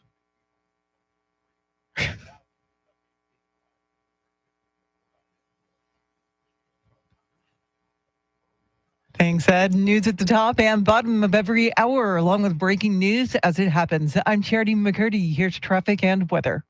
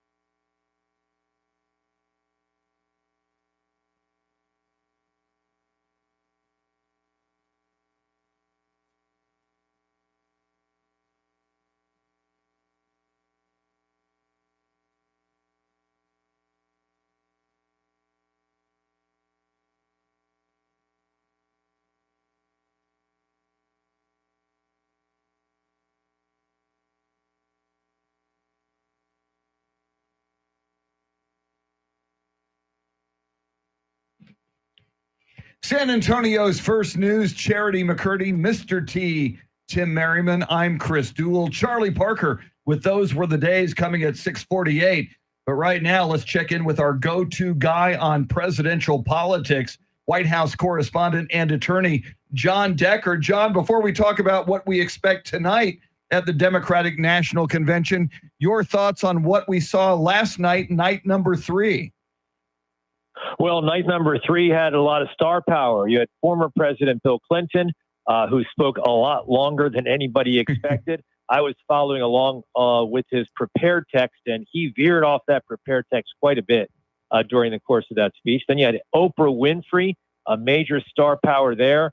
And then lastly, of course, you had Tim Walz, the running mate to Kamala Harris, kept it short, which I think is appreciated by everybody at the United Center, but also those at home, less than 20 minutes. And it was a bio speech. And many people have described it as the kind of pep speech that a high school football coach may give at halftime to his team. And, I think that was the message that Democrats wanted to get out of last night. We heard one of the themes being this idea of freedom being at stake in this upcoming election. And that's different from the theme that Joe Biden was really running on when he was the presumptive Democratic nominee. He talked about democracy being at stake. And I think that little subtle difference is important for Democrats, even though last night there were quite a few speakers who referenced what happened on January 6th of 2021.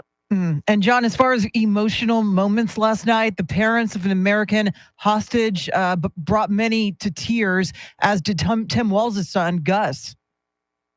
Well, that's right. Let's talk first about those families and that family in particular dealing with a loved one who has been held hostage for nearly a full year. October the 7th of last year is when Hamas kidnapped more than 100 Israelis at a music festival. My heart goes out to those families, and that family in particular. I can't imagine the pain that they're dealing with.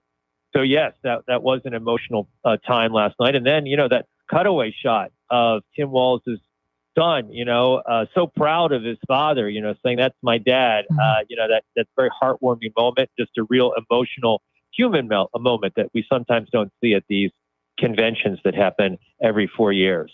And John, you mentioned that former President Bill Clinton veered off script a little bit. How many presidents that you've covered actually veered off the scripts? And look, he did a great job, I think, veering off a script and actually keeping it relevant. How many other presidents actually veer off scripts like that? And will James Taylor be rescheduled?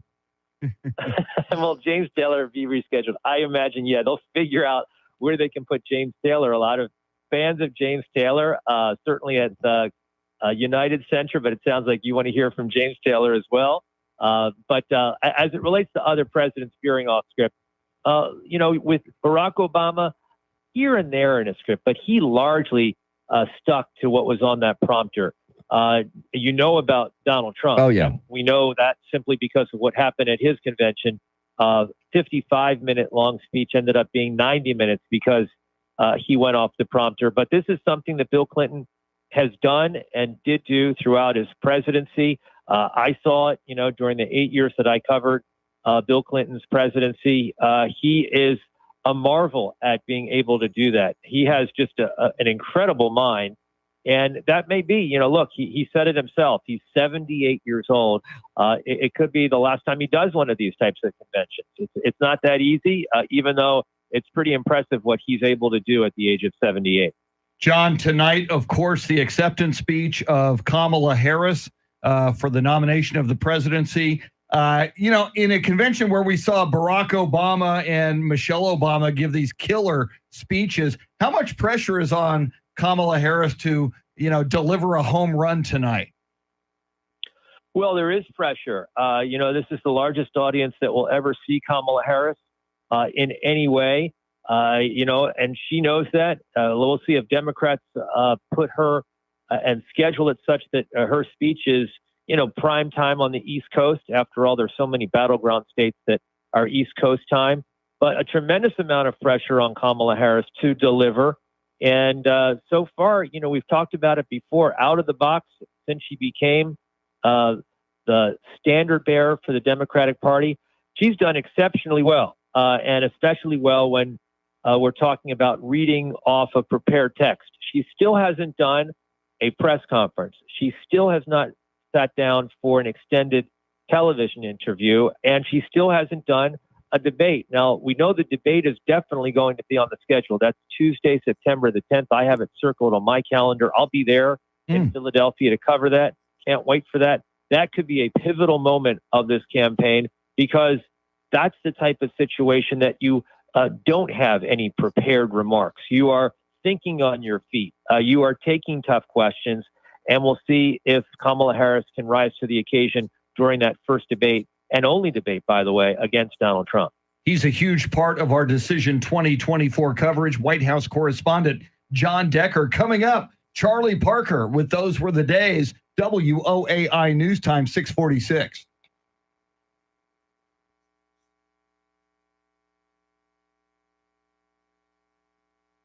Hello. Okay. Woohoo!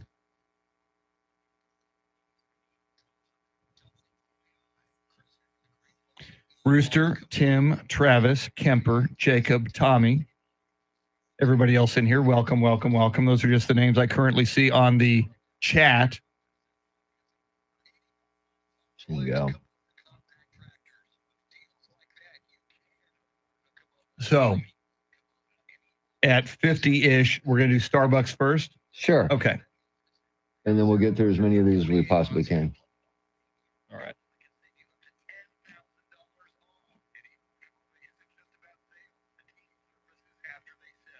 Thank you for not playing John Wayne here, EJ. Yeah, Travis, I was kind of hoping they would have won so they could take on Texas. It would be Texas-Mexico would have been great. Especially with Trump throwing out the first pitch and then building a wall so that Mexico's home runs could not go over the fence and making Mexico pay for it. That would have been huge. Yes. Huge, I tell you. Huge.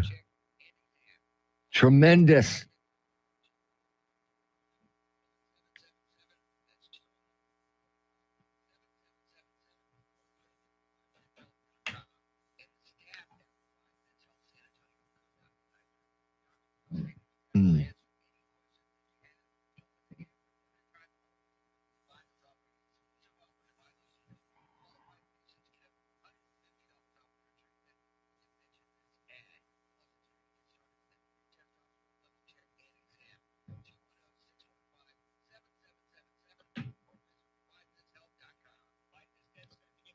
So we've got Venezuela and Japan today at 2 o'clock, followed by Florida and Nevada. Okay. Winner of each goes to the World Series. Now, did they also beat Florida? So they beat both of them. Yeah, they beat both of them, Yeah, yes. okay. But they were tough games, both of them. So that's going to be tight. Mm-hmm. Venezuela and Japan And I always should say be pretty this in good. sports. It's hard to beat a good team twice. I Like know. in the NFL, I know. if in your division, like Eagles, Cowboys, it's Yep. hard to beat a good team twice. Yep. Yes, sir. Yes, sir.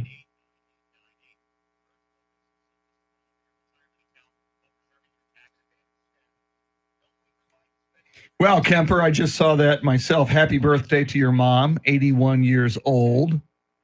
Cool.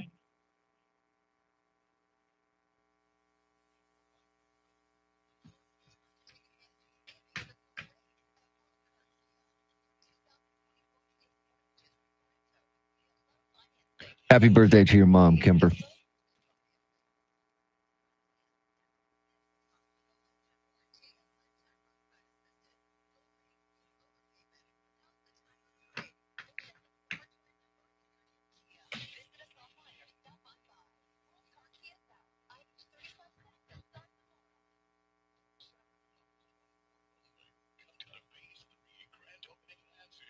Yeah, I saw some of those shots where you could see the rain. Yeah, it was coming down. I wonder how heavy it has to fall before they.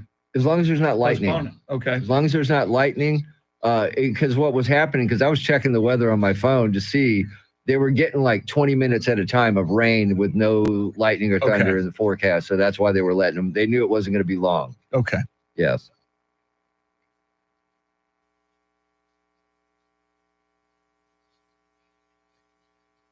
Yep. So yeah, it was coming down pretty good too, man. But they were just letting them play. Yeah, and you know what? That's kind of an advantage for a pitcher. Yeah, there's a little moisture on the ball. That's why they outlawed spitballs because it gives you more curve. So it's kind of a blessing. Nice. Yeah. More spin. Oh.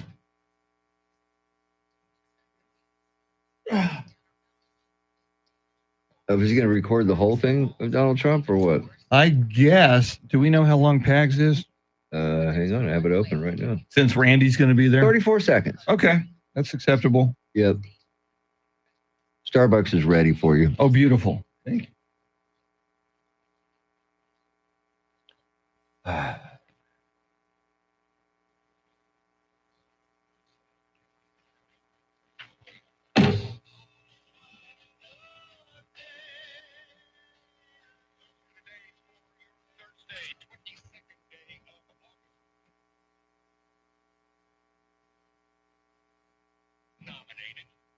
Unless, see, if he were really good and had a compelling Trump, and this just happened, and we knew it was good, that's what I was. And we could trust him. That's what I think. Oh, yeah.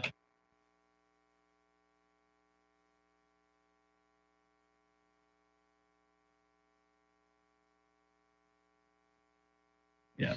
So, look at that. Is that no? That's not live. I saw that rain on the Thursday. Yeah. 10 tonight? What?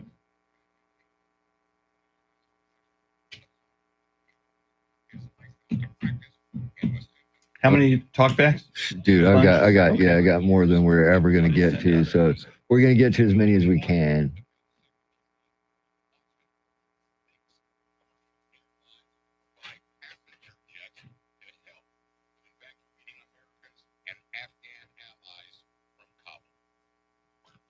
Manu.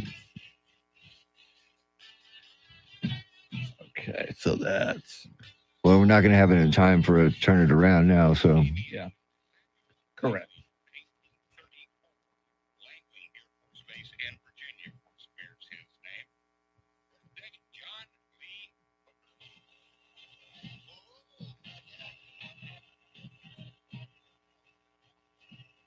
Eric, welcome in.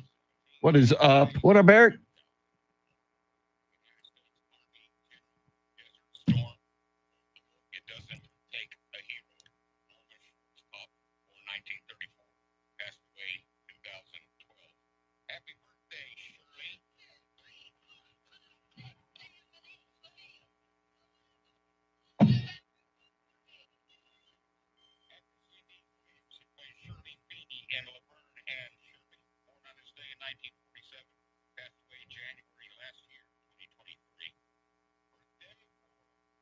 See you, Rooster. Adios. Have a good one, Rooster. Rooster in the morning says a cock-a-doodle-doo.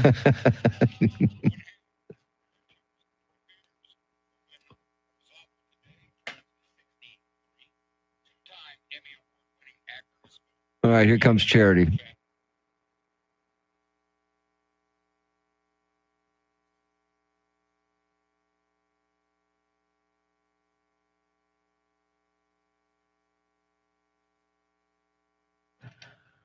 It's a big night for Kamala Harris as she will close out the DNC with her acceptance speech. The state AG's office has initiated a voter fraud probe in Bexar County, and transgender Texans will no longer be able to change the gender on their driver's license. We'll have details coming up right now, traffic and weather.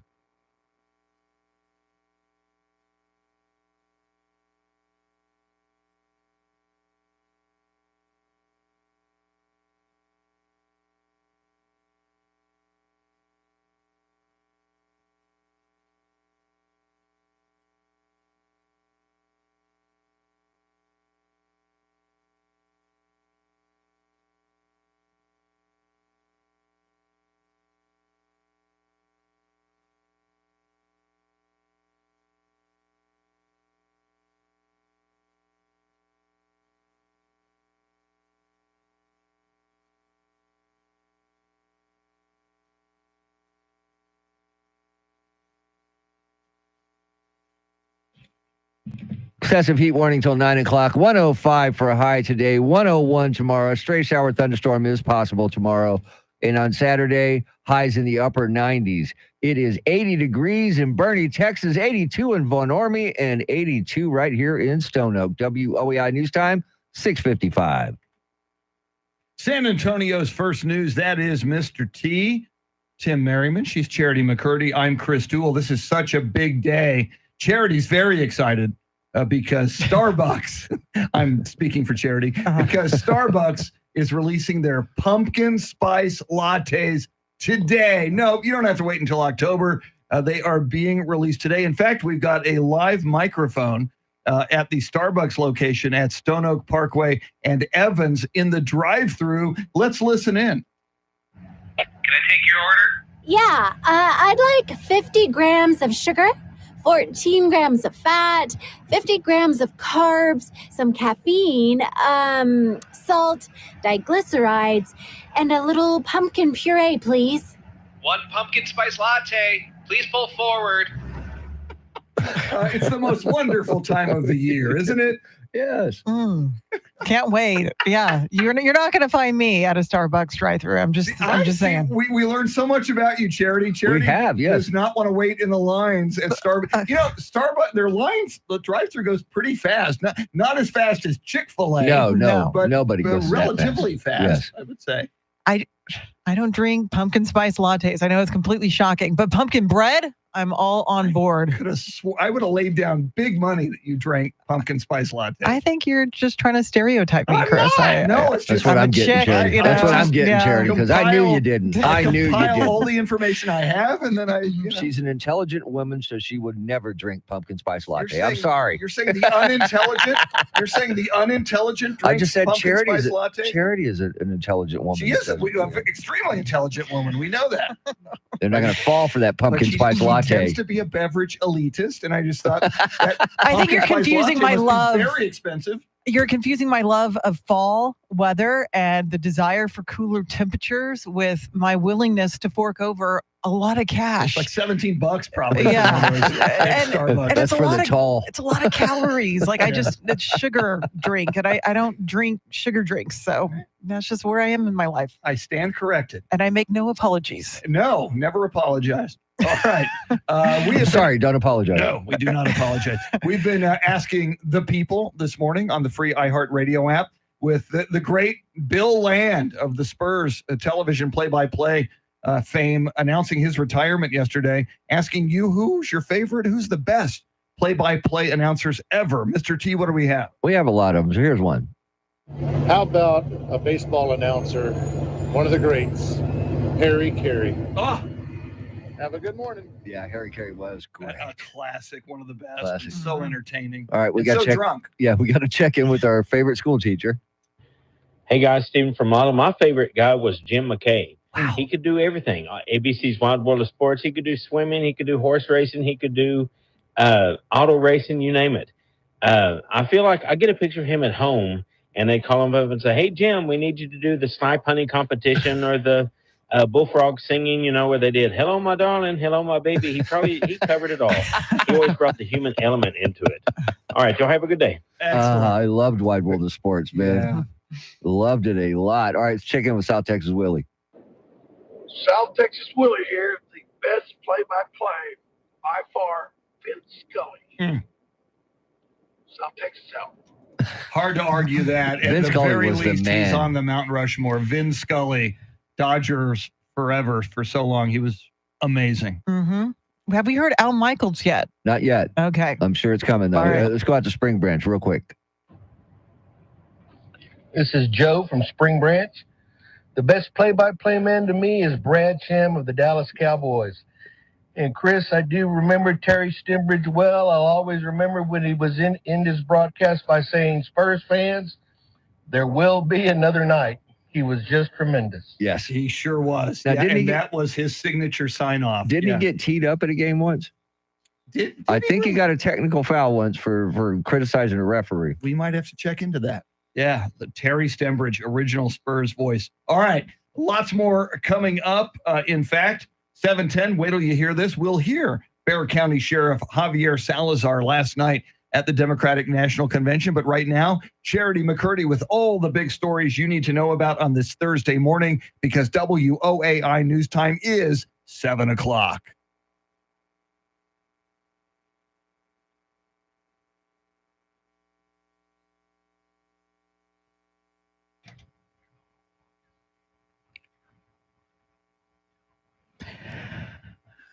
Seven o'clock is our time. San Antonio's first news. Good Thursday morning. I'm Charity McCurdy. Among our top stories, VP nominee Tim Walz delivers his acceptance speech at the DNC last night, and search warrants have been issued in a local voter fraud investigation. We'll have details, first traffic, and weather together every 10 minutes in mornings.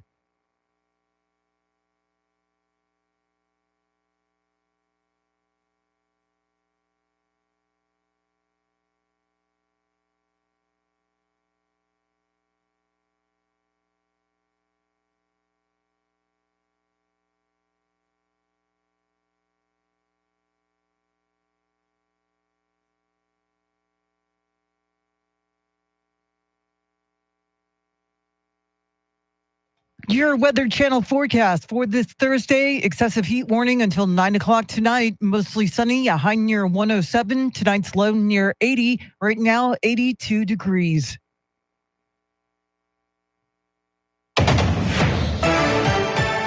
Well, day 3 of the Democratic National Convention is in the books in Chicago. Here's Fox's Jeff Manasso with more on Decision 2024. It was called Walz Wednesday here at the DNC in Chicago as the Minnesota governor and VP hopeful accepted the nomination as Kamala Harris's running mate. When we fight,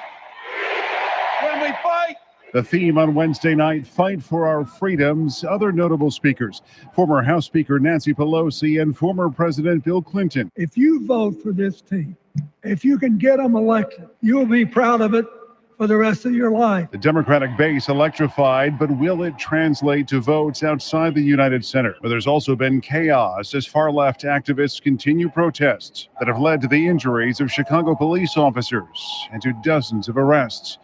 At the DNC in Chicago, Jeff Manasso, Fox News. Rallying with voters in Asheboro, North Carolina yesterday, former President Trump said the Biden-Harris administration threw away the economy that they inherited from him. We gave them a country and they blew it because they took so much. They took trillions and trillions of money. They kept feeding it. And that's what caused, along with their bad energy policies, that's what caused this tremendous inflation, which is destroying the people of our country. Trump stood behind bulletproof glass at his first outdoor rally since his attempted assassination in July. Trump will campaign at the border today in Arizona. Bexar County Sheriff Javier Salazar was in the spotlight last night, speaking at the DNC in support of Kamala Harris, who he claimed has done a better job on the border than former President Trump. Now, Kamala, on the other hand, has been fighting border crime for years. She's gone down to Mexico and worked to stop the traffickers. And when the traffickers didn't stop, she put them in jail. Despite previously complaining about efforts in dealing with border issues, Salazar told the crowd Harris knows how to enforce the law and he supports her campaign. 7 Guatemalans have been busted by police from their own country in connection with the deaths of dozens of migrants who died in a tractor trailer in San Antonio. Fox's Jill Nato has more. Back in 2022, 53 migrants from Mexico and Central America suffocated to death inside a trailer abandoned in San Antonio. Authorities said 2 men in the truck cab knew that the trailer's air conditioning unit wasn't working. They were arrested soon after. 4 Mexican nationals were also arrested in 2023 in connection with those deaths. Now, 7 Guatemalans have been arrested in what local police say was a collaborative effort with U.S. Homeland Security. The men accused of sharing routes, stash houses, trucks, and trailers in a human trafficking operation. Jill Nato, Fox News. Texas AG Ken Paxton's office is investigating claims of voter fraud in Bexar, Frio, and Atascosa counties. The 81st Judicial District Attorney's Office notified the AG's Election Integrity Unit in 2022 about claims of election fraud and vote harvesting during that year's elections. A 2-year probe turned up enough evidence to result in the execution of search warrants this week. Transgender Texans will no longer be able to change the gender on their driver's license under a new policy that's being rolled out this week. Civil rights activists say that's alarming. We have to use our IDs for every part of life, to vote, to drive, to buy alcohol. And so it's really just about basic dignity. Jonathan Gooch with the group Equality Texas says not allowing for updated licenses will create confusion at the ballot box, which he thinks is intentional. A mother is facing charges after leaving her 22-month-old daughter in a hot car in Corpus Christi for 5 hours during triple-digit highs. The girl was pronounced dead at the hospital. It's the second hot car child death in Texas this summer. The first happened in early July in Houston. Well, the Bernie All-Stars Little League team picked up a big win, and now they're headed for the championship game this weekend. 3 Bernie pitchers combined to give up just 2 runs, beating the Henderson Nevada All-Stars 5-2 yesterday. The Bernie team, representing the Southwest, continues to dominate their opponents with outstanding pitching and stingy defense. Bernie has outscored their opponents 18-3 in the last 3 games. At a Bernie watch party, this student who has friends on the team tells News 4 he thinks they're going to win it all. They can win it all because they're a great team and they don't give up. Bernie will have to wait and see who they play when they take the field next Saturday afternoon at 2:30. Eric Lycum, News Radio 1200 WOAI. It is 7:06, news at the top and bottom of every hour, along with breaking news as it happens. I'm Charity McCurdy. Traffic and weather coming up.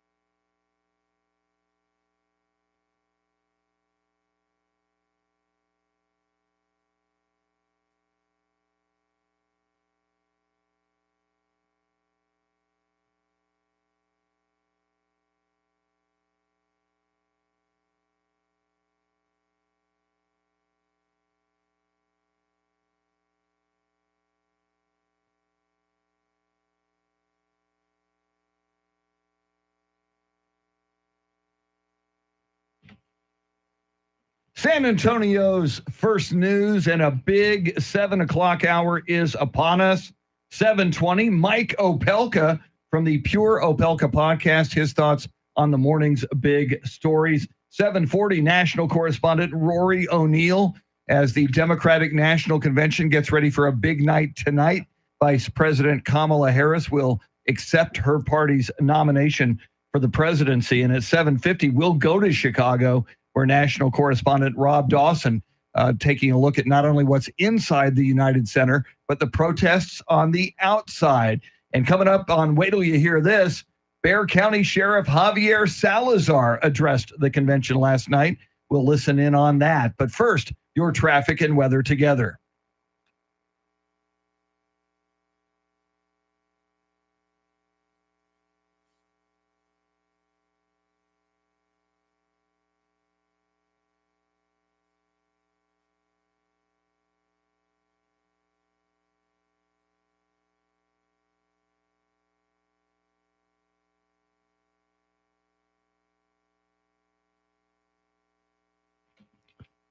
Excessive heat warning till 9 o'clock. Highs 105 today, 101 tomorrow. You may see a stray shower thunderstorm tomorrow. Highs 101. Saturday highs in the upper 90s, near 100. It is 83 degrees in Helotes, 82 at Randolph Air Force Base, and 82 right here in Stone Oak. WOEI News Time, 7:11. San Antonio's first news, that's Mr. T, Tim Merriman. She's Charity McCurdy. Charlie Parker will join us in studio at 8:20. Randy Beamer, his analysis of that convention that took place last night and what we expect tomorrow night. Randy will join us at 8:40. I'm Chris Duell. Well, speaking of the Democratic National Convention, as Charity has been reporting, last night, Bexar County Sheriff Javier Salazar addressed that convention. This segment we call Wait Till You Hear This. We span the globe to bring you the constant variety of audio, and let's listen to Bexar County Sheriff Javier Salazar. On the other side of the border, the traffickers, they pack migrants into 18-wheelers like cattle, 50, 100 at a time. Then they seal the doors. That's when the 911 calls come. We hear them, desperate, terrified, gasping for air. Now, sometimes we get there in time. Sometimes, despite our best efforts, we can't. When Donald Trump comes down to Texas, stands next to officers in uniforms just like mine, he's not there to help us. Don't think that, not for a second. He is a self-serving man.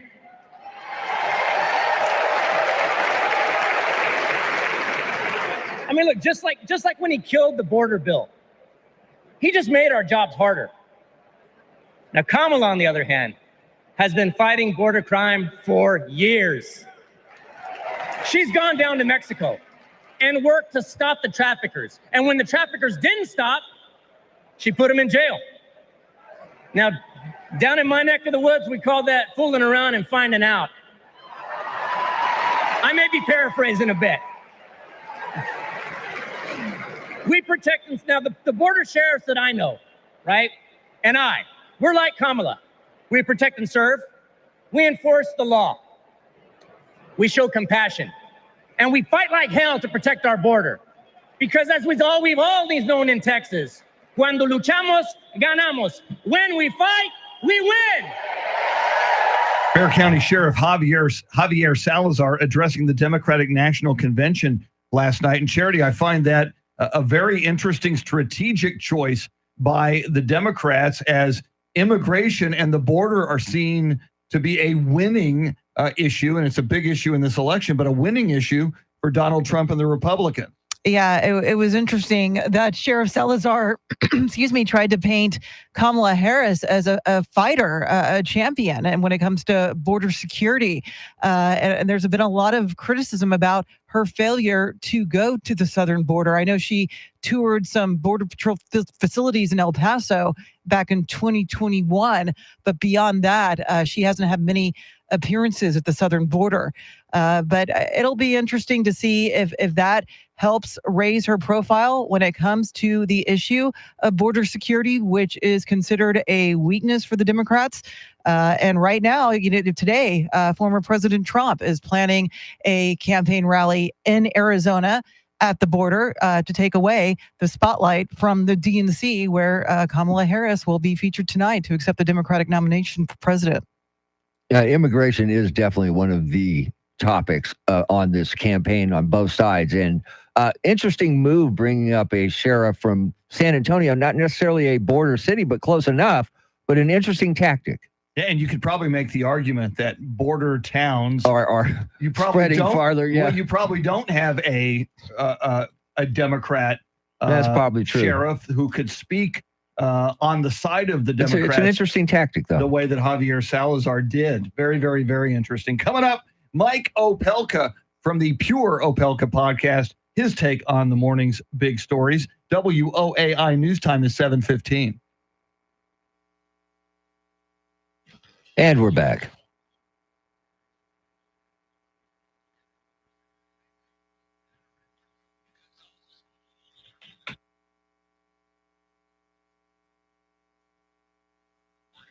Yeah, it's getting out of hand, dude.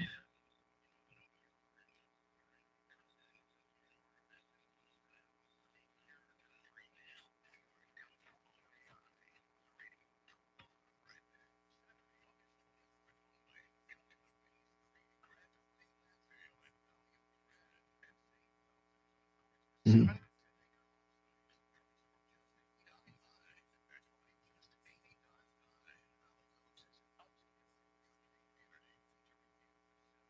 Tim, Connie, Sleepy, welcome in. Tommy Miller. Still no Trump in here. Eric. Still no Trump in here. If we wanted to use it, we can't. Yeah.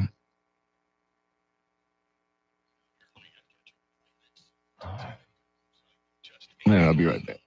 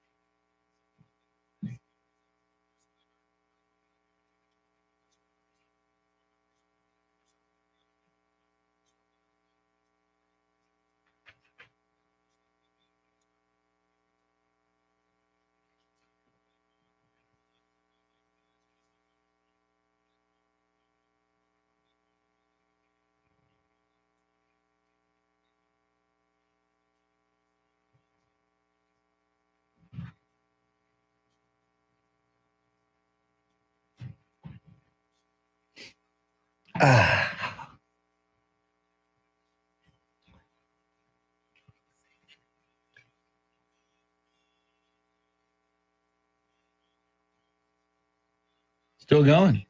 Mm-hmm. But see, you can stop it, save it, go back and restart it, and we would have had something by now. Correct. Tawny Davis agrees. As long as she does, man. That's all that matters. Mm-hmm.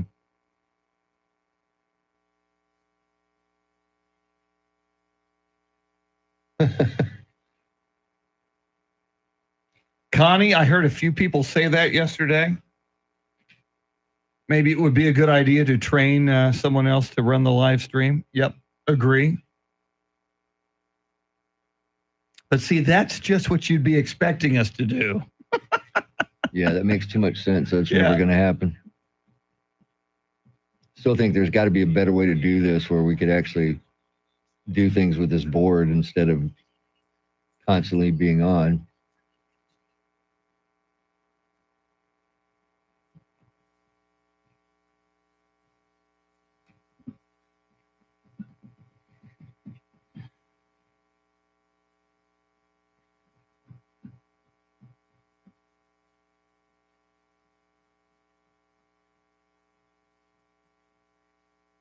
City Manager Eric Walsh and Chief McManus at St. Luke's Catholic Church, which is, by the way, the church I went to as a kid. Oh, okay. With my mom. Right there in Manitou, yeah. Isn't that odd to have a city council and the sheriff meeting at? What about separation of church and state? Isn't that a little weird? Ooh, that is weird. I find it weird. Yeah, why wouldn't you have that at a don't know. library or? I don't know. Here we go. Stand by.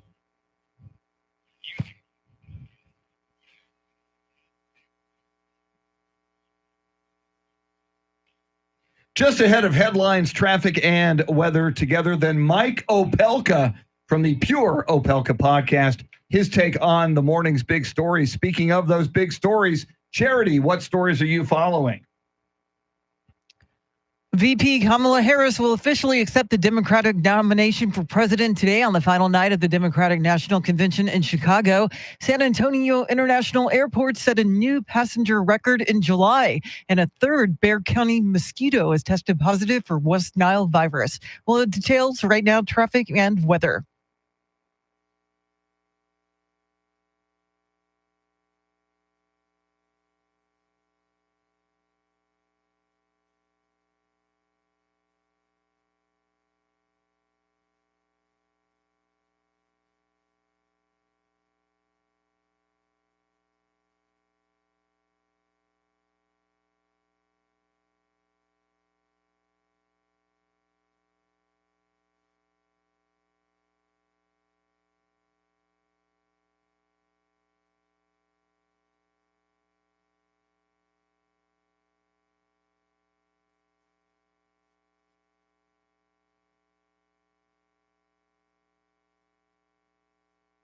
Excessive heat warning till 9 o'clock. Hot today. Highs 105, 106. Tomorrow, 101. Saturday in the upper 90s. It is 82 degrees in Leon Valley, 82 at Randolph Air Force Base, and 82 right here in Stone Oak. WOAI News Time, 720. San Antonio's first news every weekday morning at this time. We check in with Mike Opelka from the Pure Opelka podcast. He's brought to us by Randy Adams Incorporated. And Mike, last night at the Democratic National Convention, lots of star power. Oprah, Bill Clinton, of course, they rolled out Tim Walz. Did you have to wear sunglasses last night with all that star power? It was the night of 1,000 stars, Christopher. You could not help but be amazed and maybe bamboozled. I will say this. John Legend is just a great performer. And I don't like his politics. But, man, did he knock it out of the park with Let's Go Crazy. And, Mike, what were some of your takeaways from former President Bill Clinton's speech, which apparently went off script? Well, Charity, he's trying to deflect from his history, his 37 flights on Jeffrey Epstein's plane and all of that, and talk about how evil Donald Trump is, but that Joe Biden is more like George Washington than we'll ever know. I'm serious. He actually compared Biden's departure to George Washington, not wanting to be a king. Give me a break, sir. He also appeared to call Biden a load on the Dems' shoulders. Yeah, he was talking about how, we're going to leave here all energized instead of having a load on our shoulders. So I'm sure Biden's out there going, load, what? Out in California somewhere. It was amazing. They do a very good job of putting on a show. I will give the Democrats that credit, but they don't have any attention to time. Nobody's responding to the blinking red light in the back.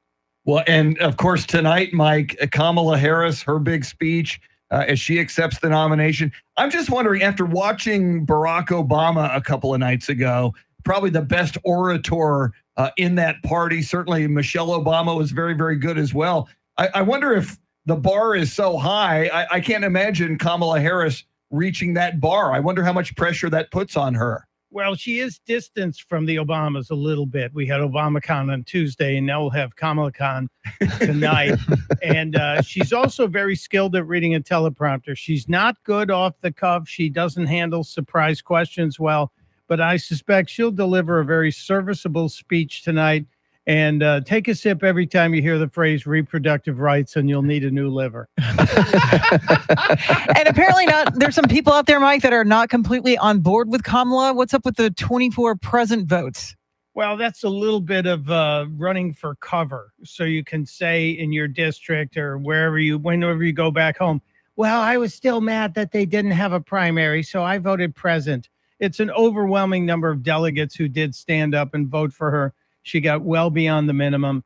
That was a little bit of a protest for all those crazy rebels that are still out there in the Democrat Party. What? There's crazy rebels out there? Oh, Another story catching my eye is how the world listens to music. I don't know about you, Mike, but I listen with my ears and very loud.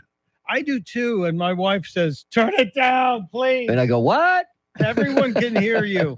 This is kind of interesting in how we consume our music. A lot of people are streaming it. I am addicted to my phone carrying a gigantic library, but I do have a turntable still in the man cave. Nice. Very nice. And I got to get your thoughts on RFK Jr. As we know, Mike, he's expected to drop out and endorse Donald Trump, even though he didn't have big numbers in a very, very close race in some of these swing states. Do you think this might have an impact that makes a difference? Well, first of all, Chris, we have to get to the endorsement of Trump. They're both going to be in Arizona the same day, around the same time, scheduled to be speaking. Is RFK going to drop out? Probably. Will he endorse Trump? A lot of people are saying yes. I don't believe it. And it's all based on who he's married to.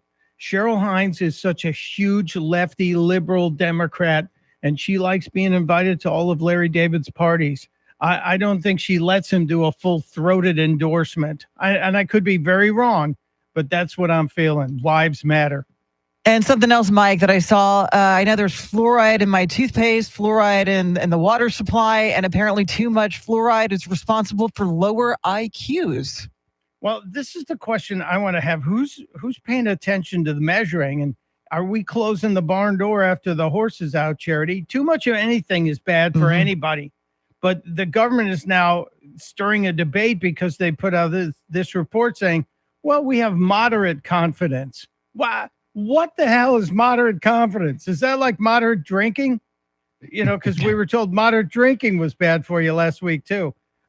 Just tell us the exact amount and why it would ever be above that. That's what I want to know, especially if it's dangerous. You can get more Mike Opelka from his Pure Opelka podcast. Get it wherever you get your podcast. We recommend the free iHeartRadio app. Another episode will drop this morning. You don't want to miss it. Mike is brought to us by Randy Adams Incorporated. 740 national correspondent Rory O'Neill with a preview of what to expect tonight from that Democratic National Convention. WOAI News Time, 726.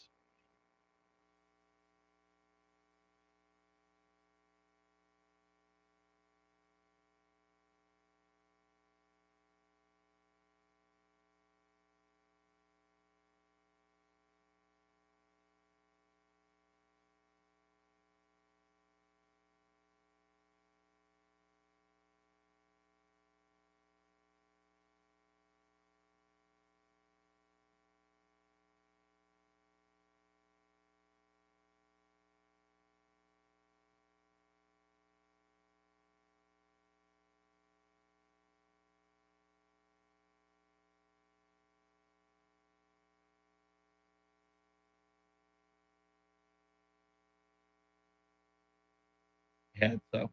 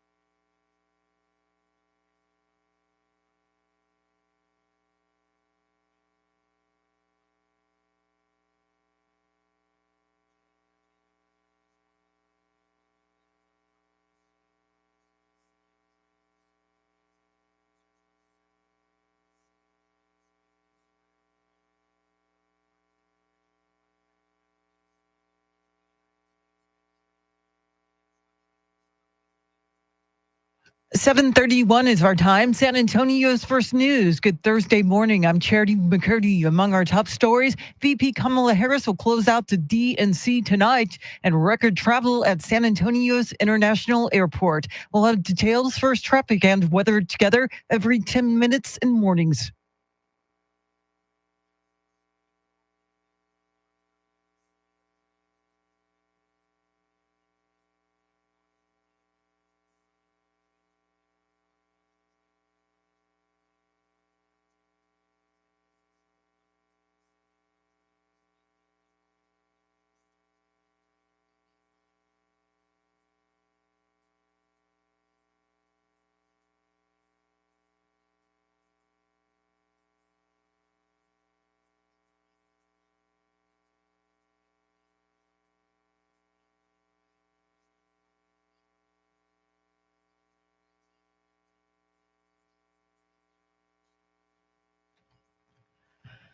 Your Weather Channel forecast for this Thursday. Excessive heat warning until 9 o'clock tonight. Mostly sunny, a high near 107. Tonight's low near 80. Right now, 82 degrees. Well, night 3 of the Democratic National Convention wrapped up with Minnesota Governor Tim Walz delivering his keynote speech where he praised VP Kamala Harris and called on voters to go to the polls in November. Kamala Harris is tough. Kamala Harris is experienced, and Kamala Harris is ready. Our job for everyone watching is to get in the trenches and do the blocking and tackling. And former President Trump reacted to Walz's speech with Fox and Friends this morning. Well, first of all, he's a total lightweight, and he shouldn't be even having any access to possibly being president. The guy, he's been a terrible governor. They've had nothing but problems in their state. Vice President Harris is expected to formally accept the presidential nomination during her remarks tonight. And San Antonio was also in the spotlight. In a roughly 2-minute speech, Bexar County Sheriff Javier Salazar claimed former President Trump isn't really interested in protecting the border. When Donald Trump comes down to Texas, stands next to officers in uniforms just like mine, he's not there to help us. Don't think that, not for a second. He is a self-serving man. Salazar also referenced a bipartisan border security bill that Senate Republicans blocked back in May. Trump will be in Arizona today, a border state, as he continues to tour battleground states during this week's DNC. And there are reports that Robert F. Kennedy Jr. is considering dropping out of the presidential race. Rex Oates has more. Kennedy's polling numbers have always been low, but they took a nosedive when Kamala Harris entered the race. Mark Jones, who does presidential polling for the University of Houston, says the numbers are hovering around 2%. He went from being distant third to being a really distant third, and he runs the risk now of his campaign becoming increasingly irrelevant. When their surveys took Kennedy out of the race, his backers split between the two major candidates. But Jones says there are so few that it doesn't give either side an advantage. Kennedy has a speech scheduled in Phoenix on Friday.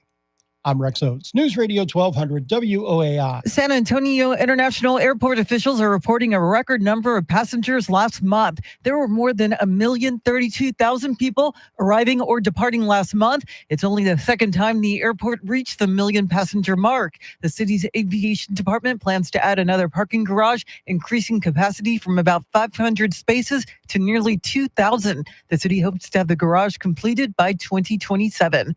Well, new rules for driver's licenses are upsetting civil rights groups. Michael Board reports. Transgender Texans will not be able to change the sex on their driver's license under a new policy that's rolled out this week. Jonathan Gooch with the group Equality Texas says that could potentially block transgender people from buying alcohol or even voting. There are many touch points in the state of Texas where a Texas ID is required. He says transgender Texans can vote with a passport, but the rule change, he says, creates a double standard. Last year, the state attorney general tried to get information about transgender Texans from the Department of Public Safety. That was shot down by the agency. Michael Board, News Radio 1200 WOAI. Health officials are reporting a third Bexar County mosquito has tested positive for the West Nile virus. The mosquito was reportedly found near Highway 90 and Cagnon Road in southwest San Antonio. Public Works crews are fogging and treating several parts of the county where West Nile has been discovered.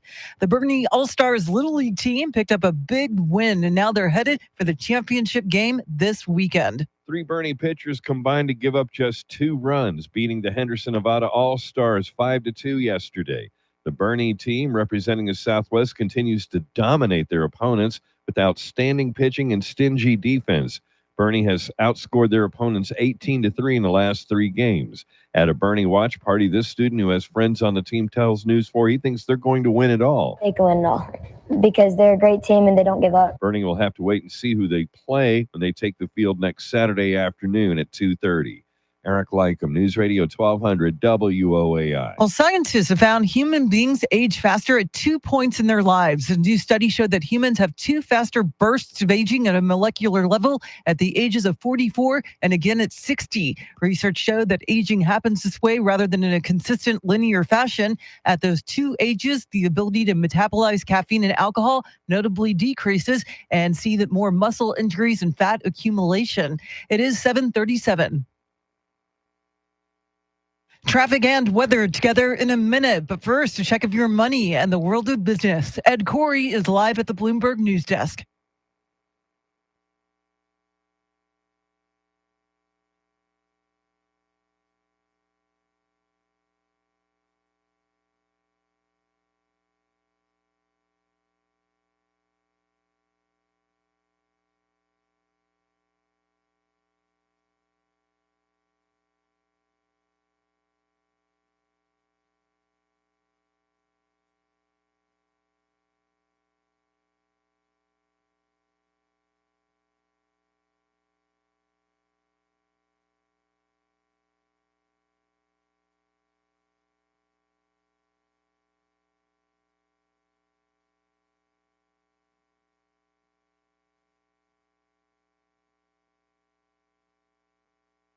Thanks, Ed. News at the top and bottom of every hour, along with breaking news as it happens. I'm Charity McCurdy. Here's traffic and weather.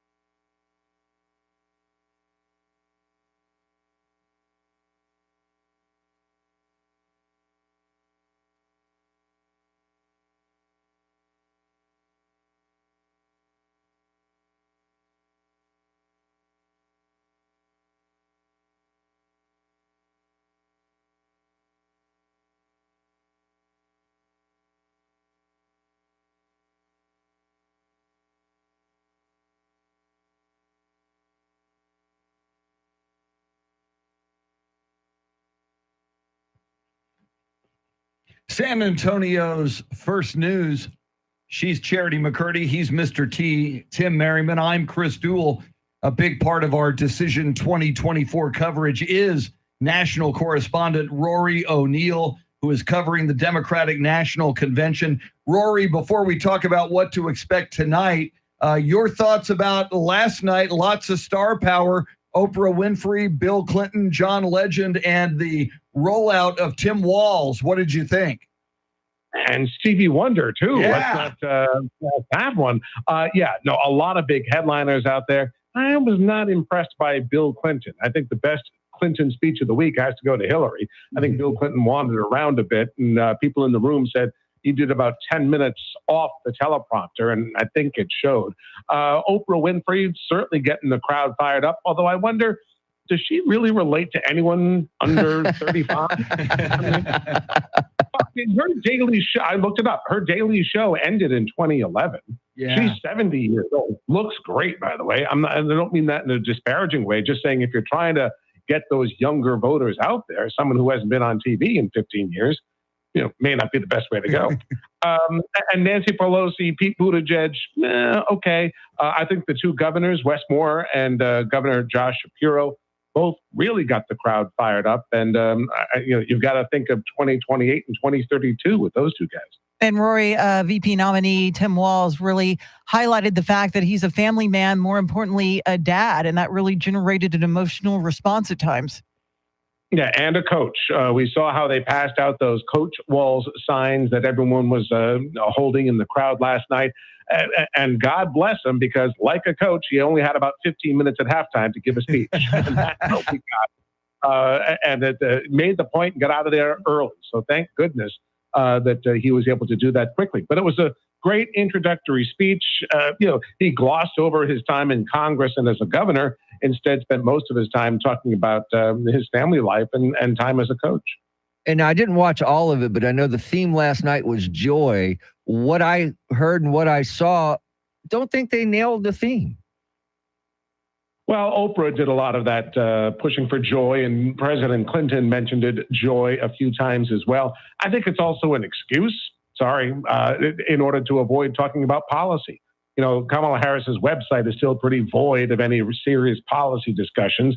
And I'm betting we're going to get more of that happy joy talk tonight, and nothing really specific about what she wants to do with healthcare and the southern border and so on and so on. So we'll see what they do. I also think that the honeymoon comes to an end when those balloons come dropping down tonight, that there's going to be a lot more demand for some serious answers to questions that she really hasn't answered in the month plus since she came forward as the presumptive nominee. So, Rory, even though she is the vice president, a lot of people will say we don't know her that well. Given that, how much pressure is on her tonight when she delivers this acceptance speech to, I'm sure from her perspective, hopefully knock it out of the park? Well, my concern would be this. Look, they are trying to reintroduce her as a brand new model, but, she's got some miles on her is the problem. And a lot of the record is not that great. And so when they do reintroduce her tonight, we're not going to mention what happened at the southern border or some of her defund the police messaging from 4 years ago. Instead, it's going to be something shiny and new, but that's going to give an opportunity to the Trump Vance team to say, aha, this is how she really feels about this, and this. And then that could start to trip her up as we move into the final months of this campaign. And Rory, you mentioned that Harris has yet to lay out specifics in terms of policies, but is the DNC typically the venue for that? Well, you normally would at least have a position paper. You'd have a platform. And I know that they sort of gave the platform that they adopted literally had Joe Biden's name throughout and talking about what Biden would do in his second term. I mean, they didn't even, have someone re-edit it digitally just to go through and edit the PDF to swap out Biden for Harris. So they really didn't do much with the platform. And I realize that, serious issues talk isn't something that comes up during the night in the primetime speeches. But, you want to give her some leeway. But at the same time, okay, it's been over a month now. Time's up. He is national correspondent Rory O'Neill. As we roll forward, we'll get you caught up on headlines, traffic, weather, and more. Then we'll go to Chicago for a live report from national correspondent Rob Dawson. WOAI News Time, 7:45. And we're back. Tim, Sleepy K, Tommy, good morning.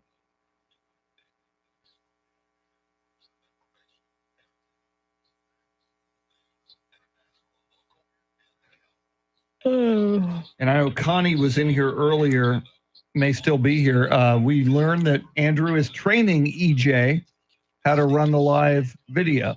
So we may solve that issue. Eric, good morning.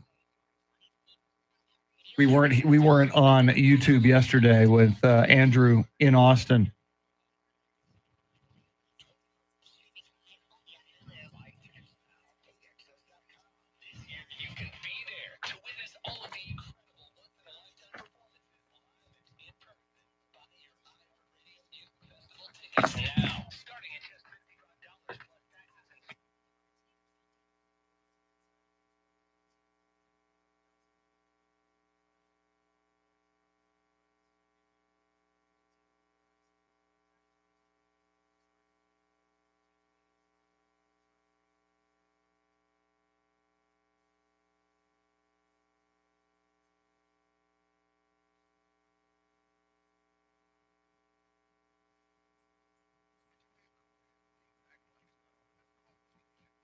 although we might not.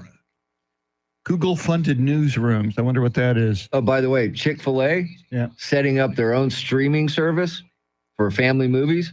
Huh. I'm just wondering, will you be able to stream on Sundays? That's a great question. They seriously are. Right. Yeah, they're starting their Well, own they'll probably streaming say we do that for our employees so they can, we'll do our streaming. Our employees can go home and watch streaming on Sundays.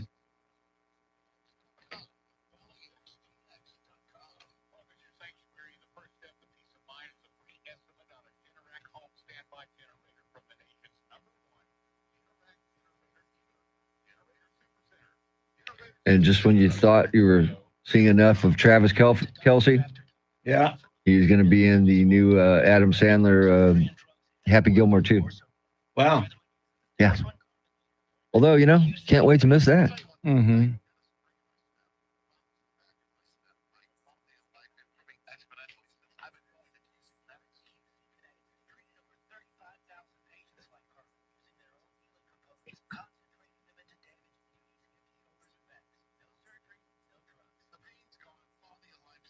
Good morning, David.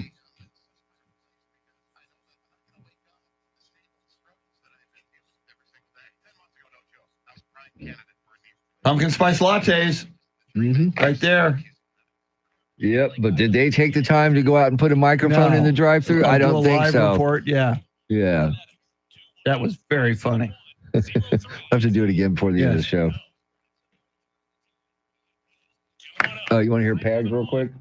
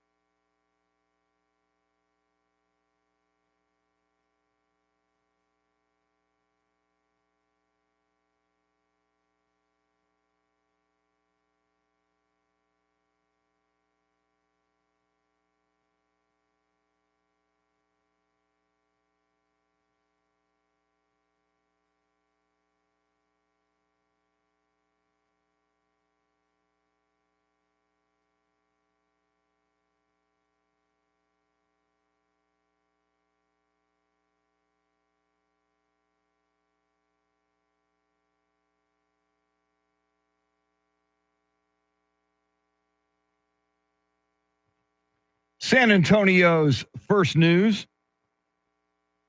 Let's check in with national courts. Oh, before that, let's check in with headlines, traffic, and weather. I'm jumping the gun, Charity. It's all right, Forgive Chris. me. I'm so excited to go out to Chicago. What's going on?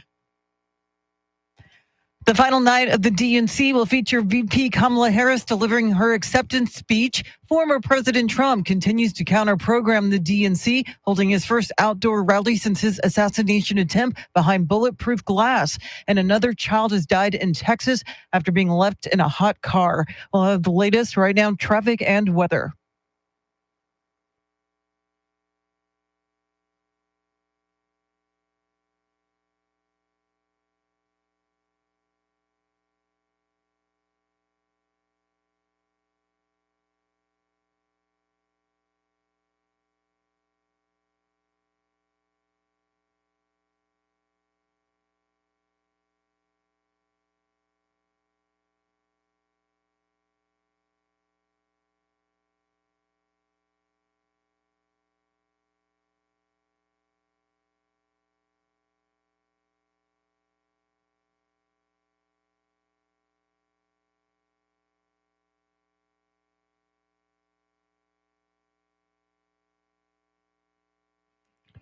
Excessive heat warning till 9 o'clock. Sunny and hot today. Highs 105, possibly 106.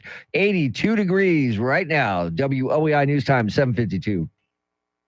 San Antonio's first news. Now we go out to Chicago, check in with national correspondent Rob Dawson, who has been covering the Democratic National Convention. And Rob, tonight is closing night, the big Kamala Harris night. But, you know, after the Clintons, the Obamas, Stevie Wonder, Oprah, John Legend, how do you follow all those big names and finish with a crescendo tonight? You know, I was wondering that myself because I felt like day two was the energy booster so far. I'm sure by just Kamala Harris taking the stage, the 9 dissenters going to go nuts. But this is a huge speech, obviously, for Vice President Kamala Harris. Remember all the talk on the Republican side. She doesn't go in front of the media enough. No one really knows her. At points during her vice presidency, she was kind of hiding. So, you know, it's going to be tough to top the energy, but I wonder if the applause and perhaps the roof coming off when she takes the stage will be enough to be like a wave to get her to the shore. And Rob, from speakers this week at the DNC, we've heard a lot of criticism about former President Trump. Do you expect Kamala Harris to focus less on Trump and more on her vision for the country? I do. And the reason is because she's been teed up last night. We heard Oprah Winfrey use joy. I think Governor Tim Walz also used a lot of the word joy. There have been times where they have, and especially even last night, Project 2025, they keep bringing that up as like a fear to try to drive Democrats to the polls. But now I think they're teeing it up to hear a little bit more about what Kamala Harris is in store. The question is, I think so much of this is how she's going to present it, because what has been written sometimes shows that she really is quite progressive, and you wonder if that does concern some people in the middle. Are you running from the police right now? You know what? I was running across the street. Do you hear the city behind? Yeah, I did. I was just wondering, do you need us to take up a collection for bail or something like that? Because it does sound like, you know, that we've heard some police sirens and you running. I'm just worried about you, sir. Yeah, well, no, I'm doing okay. Although it's kind of fitting you mentioned that. I was out with some iHeartMedia colleagues, and we were having a good time. You know, I arrived back at the hotel kind of late last night, and then we see a protest going on right by the hotel. About 100 protesters. Not sure if anyone was arrested, but they were blocking the street, and that's why the police got involved. Very loud. You can actually hear it a little bit from my room when I left the protest scene to go back up to my room. So we will watch that again tonight, because it seems like the strategy now is the protesters want to meet in the area where the delegates and the media are sleeping, about 3 or 4 miles away from the arena. You mentioned, Rob, you were out with your iHeartMedia colleagues. As fellow iHeart employees ourselves, we're curious, do you get a decent per diem when you're covering a convention like this? And when you go out afterwards, are you hobnobbing with Anderson Cooper and Caitlin Collins and all the other people covering Ryan this convention? Seacrest. You know what? First of all, on the per diem question, it depends, I think, on what division you work for in this massive company, well, on what you get. And then I did see Van Jones walking around. I'm a big CNN guy, so I did take a picture, not with Van Jones, but of him. But then you have Scott Jennings and David Urban showed up on KFI for Los Angeles. So it's a little, you know, if you follow news and you follow these people and watch the different channels, that's the cool part about this is it's a who's who, you know. So did not see Anderson Cooper though. So. And Rob, I mean, you've seen some amazing performances. Stevie Wonder, John Legend, and I understand Pink is going to close things out tonight. I mean, if you haven't been entertained politically, this must have helped. Oh, absolutely. You know, and it started with the roll call. I said the roll call kind of set the tone for what the performances were going to be like. So I know there's some criticism with John Legend. I mean, if people are making it out to be the worst thing they've seen, I'm not sure. I'm not sure if the song exactly fit him. but he's star power. You know, and the Democrats, whether it be politics or entertainment, have tried to bring out the star power. Fewer ordinary Americans speaking than in the Republican one. They're bringing out the lawmakers. They're bringing out Democratic figures to speak, and it kind of fits in with the whole theme.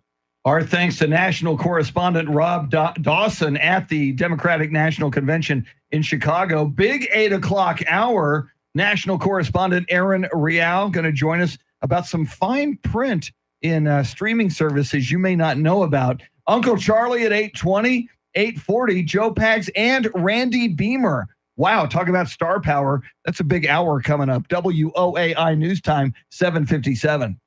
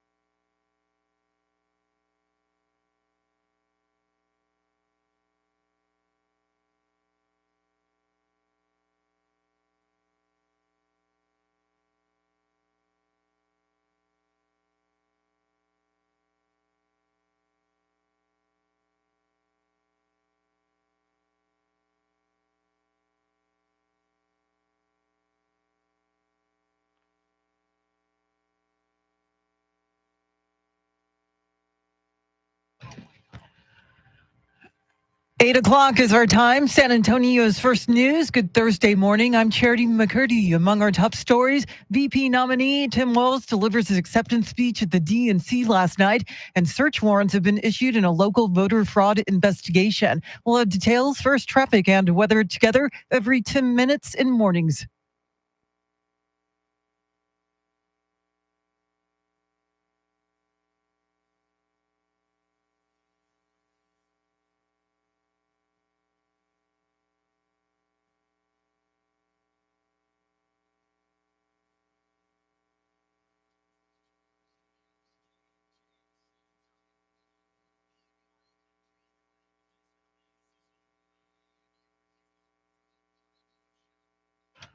Your Weather Channel forecast for this Thursday: excessive heat warning until 9 o'clock tonight. Mostly sunny, a high near 107. Tonight's low near 80. Get a move on. It is 82 degrees. Well, day 3 of the Democratic National Convention is in the books in Chicago. Fox's Jeff Manasso has more on Decision 2024. It was called Walz Wednesday here at the DNC in Chicago as the Minnesota governor and VP hopeful accepted the nomination as Kamala Harris's running mate. When we fight, The theme on Wednesday night, Fight for Our Freedoms. Other notable speakers, former House Speaker Nancy Pelosi and former President Bill Clinton. If you vote for this team, if you can get them elected, you will be proud of it for the rest of your life. The Democratic base electrified, but will it translate to votes outside the United Center? But there's also been chaos as far-left activists continue protests that have led to the injuries of Chicago police officers and to dozens of arrests. At the DNC in Chicago, Jeff Manasso, Fox News. Speaking to Fox and Friends this morning, former President Trump criticized VP Kamala Harris. Frankly, she's a radical left lunatic. And if she became our president, if this country would turn out to be a big version of San Francisco or a big version of California itself. Yesterday, Trump stood behind bulletproof glass at his first outdoor rally in North Carolina since his attempted assassination last month. Trump will campaign at the border today in Arizona. Bexar County Sheriff Javier Salazar spoke at the DNC last night and claimed Kamala Harris has fought for border security. We're like Kamala. We protect and serve. We enforce the law. We show compassion. And we fight like hell to protect our border. Because as we've always known in Texas, cuando luchamos, ganamos. When we fight, we win. Salazar's speech marked the most prominent appearance by a San Antonio area leader at the convention. 7 Guatemalans have been busted by police from their own country in connection with the deaths of dozens of migrants who died in a tractor trailer in San Antonio. Here's Fox's Jill Nato. Back in 2022, 53 migrants from Mexico and Central America suffocated to death inside a trailer abandoned in San Antonio. Authorities said 2 men in the truck cab knew that the trailer's air conditioning unit wasn't working. They were arrested soon after. 4 Mexican nationals were also arrested in 2023 in connection with those deaths. Now, 7 Guatemalans have been arrested in what local police say was a collaborative effort with U.S. Homeland Security. The men accused of sharing routes, stash houses, trucks, and trailers in a human trafficking operation. Jill Nato, Fox News. A mother is facing charges after leaving her 22-month-old daughter in a hot car in Corpus Christi for 5 hours during triple-digit highs. The girl was pronounced dead at the hospital. It's the second hot car child death in Texas this summer. The first happened in Houston in early July. Texas Attorney General Kim Paxton's office is investigating claims of voter fraud in Bexar, Frio, and Atascosa counties. The 81st Judicial District Attorney's Office notified the AG's Election Integrity Unit in 2022 about claims of election fraud and vote harvesting during that year's elections. A 2-year probe turned up enough evidence to result in the execution of search warrants this week.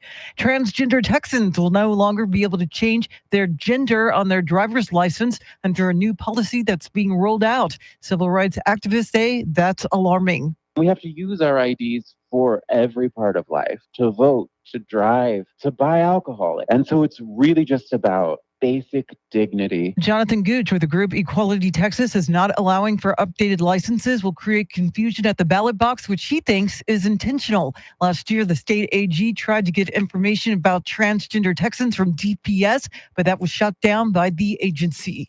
Health officials are reporting that a third Bexar County mosquito has tested positive for the West Nile virus. The mosquito was reportedly found near Highway 90 and Cagnon Road in southwest San Antonio. Public Works crews are fogging and treating several parts of the county where West Nile has been discovered. And the Bernie All-Stars Little League team picked up a huge win, and now they're headed for the championship game this weekend. 3 Bernie pitchers combined to give up just 2 runs, beating the Henderson Nevada All-Stars 5-2 yesterday. The Bernie team, representing the Southwest, continues to dominate their opponents with outstanding pitching and stingy defense. Bernie has outscored their opponents 18-3 in the last 3 games. At a Bernie watch party, this student who has friends on the team tells News 4 he thinks they're going to win it all. They can win it all because they're a great team and they don't give up. Bernie will have to wait and see who they play when they take the field next Saturday afternoon at 2:30. Eric Lycum, News Radio 1200 WOAI. Legendary Spurs play-by-play broadcaster Bill Land is retiring. He's been on TV for 5 decades. It was just last year that Land announced his diagnosis of a rare blood cancer. The Spurs plan to honor Land at their home opener against the Houston Rockets on October 26th. It is 8:06, news at the top and bottom of every hour, along with breaking news as it happens. I'm Charity McCurdy. Traffic and weather coming up.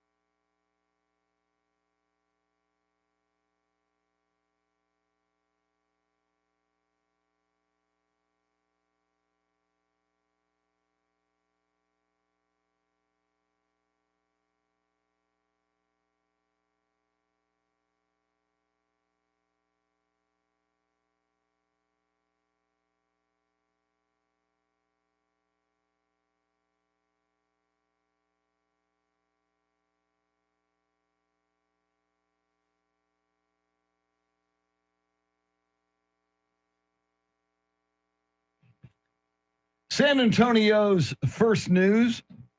Charity McCurdy, Mr. T, Tim Merriman. I'm Chris Duell. Charlie Parker joins us at 8 Pags with a preview of the Joe Pags Show, and Randy, his analysis of what we've seen thus far and what's coming at the Democratic National Convention. But coming right up, national correspondent Aaron Real with some fine print you might be unaware of when you signed up for your cell phone or streaming service. But first, your traffic and weather together.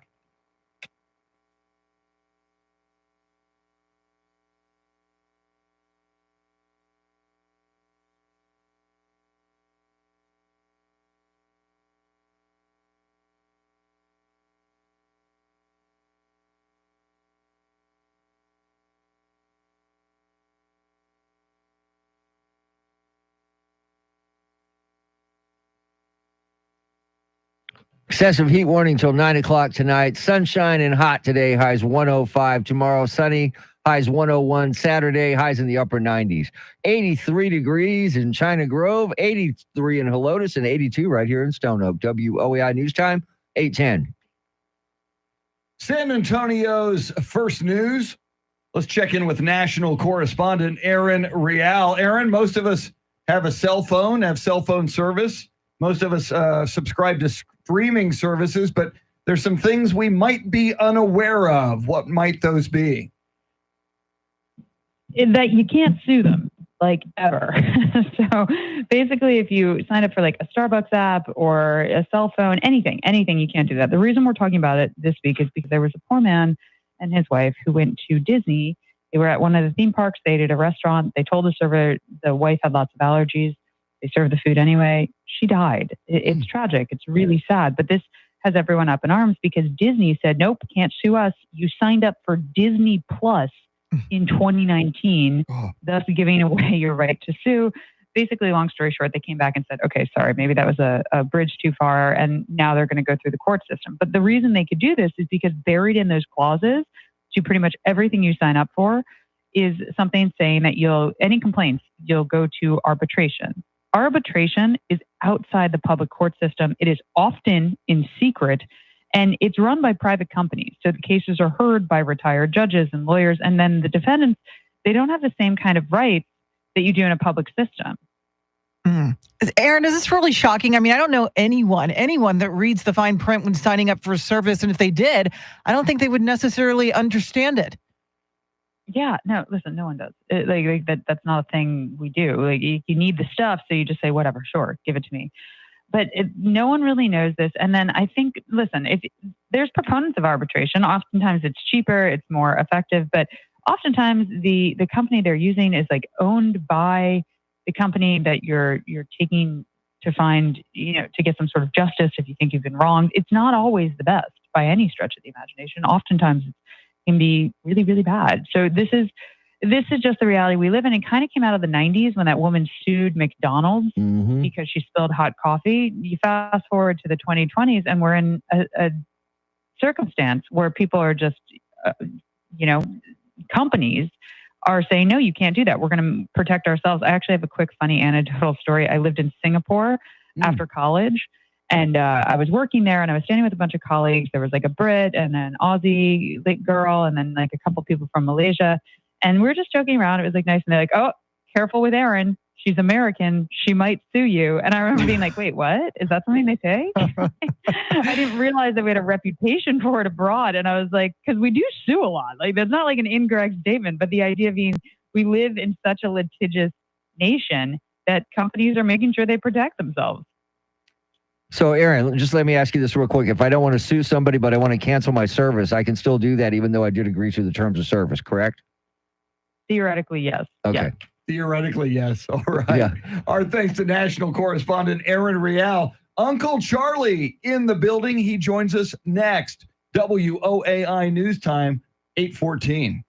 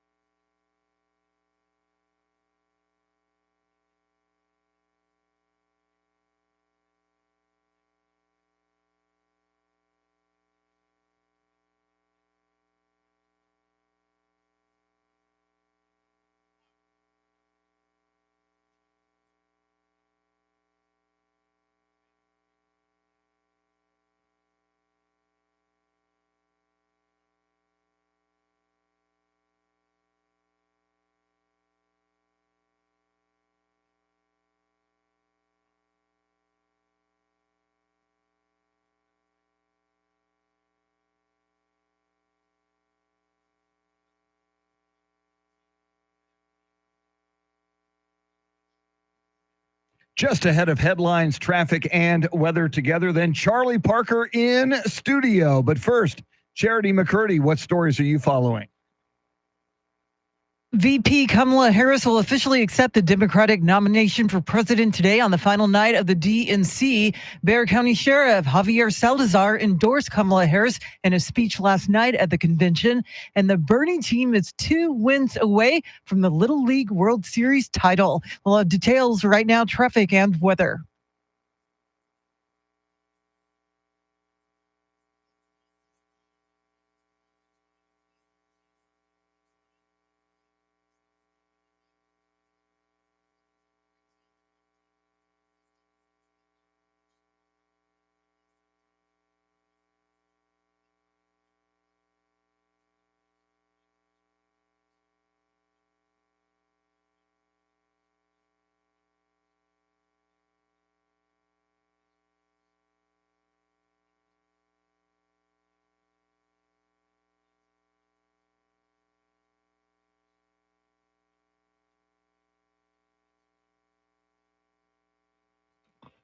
Excessive heat warning till 9 o'clock tonight and hot. Highs 105 today, 101 tomorrow, 99 on Saturday, 82 degrees at the Pearl downtown, 82 in Floresville, and 82 right here in Stone Oak. WOEI News Time, 8:19.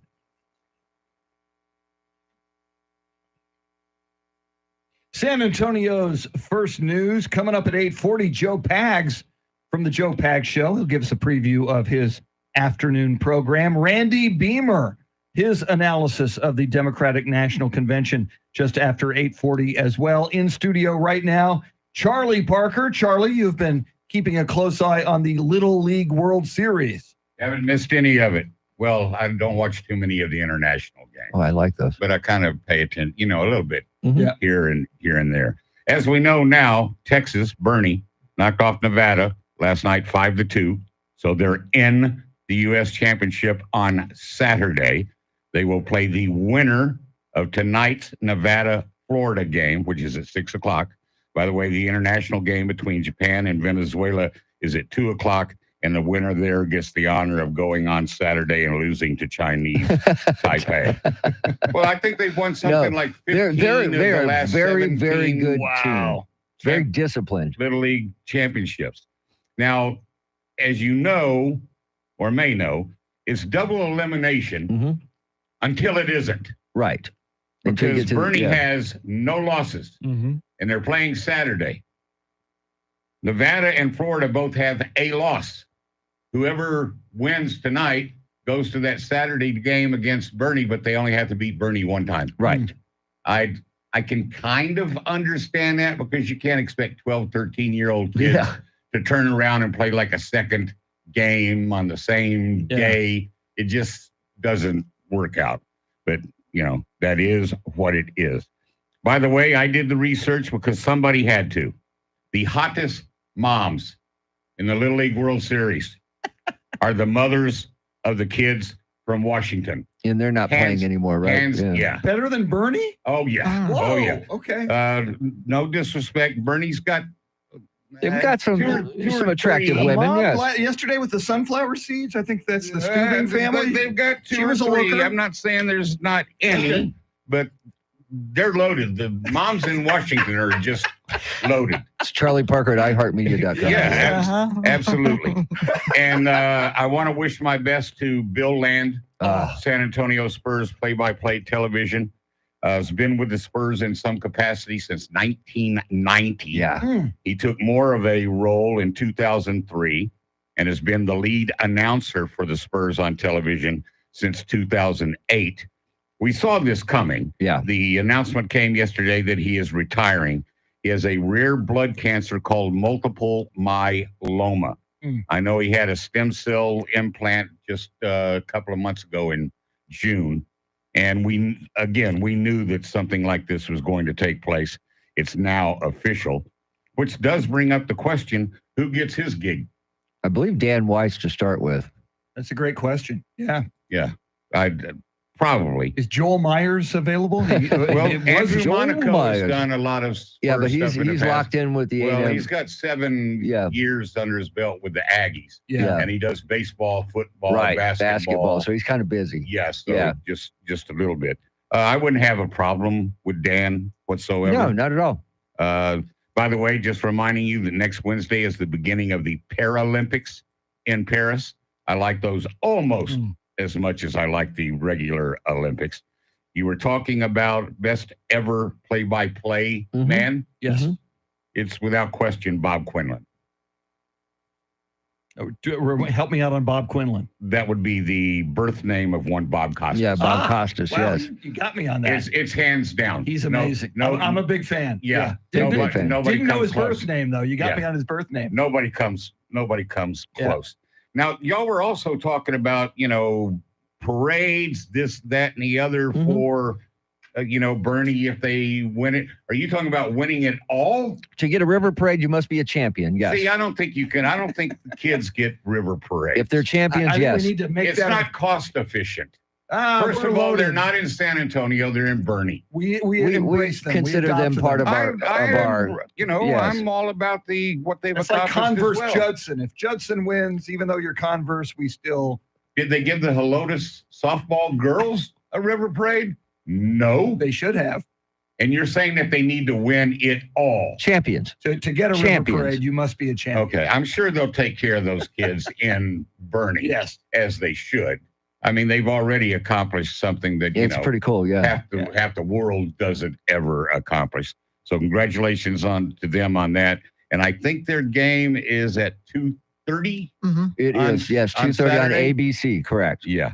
And once again, the earlier game will be the winner of Japan, Venezuela against So Chinese it could be a Taipei. rematch of what we just saw yesterday with Taipei, China Taipei against Japan. That was a good game. Yeah, it was. Wasn't bad.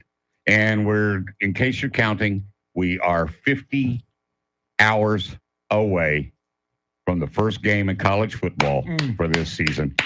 11 a.m. from Dublin, Ireland. Nice. On Saturday, number 10 Florida State against Georgia Tech. And Florida State, by the way, is 10.5-point favorites. Not that I'm. It's probably going to looking. go up. It's probably going to go up, just to be honest with you, because it's looking that way. Yeah. Well, and we talked about this earlier this week.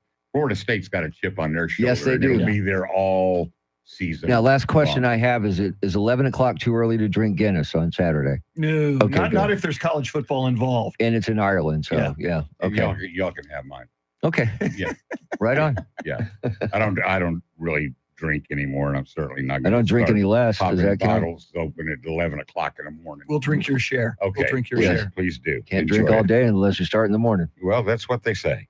Our thanks to Charlie Parker. Coming up, Charity's got all the headlines you need to know about at the bottom of the hour. Joe Pags at 8:40, and then Randy Beamer just after Joe with his analysis of the Democratic National Convention. WOAI News Time, 8:25.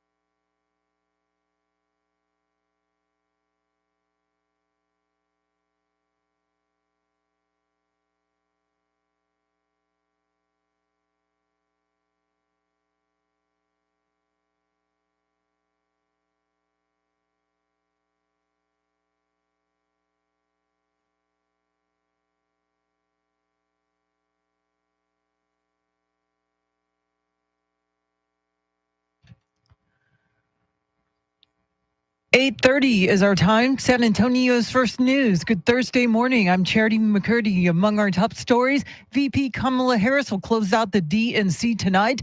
And last month saw record travel at San Antonio's International Airport. More ahead, first traffic and weather together every 10 minutes in mornings.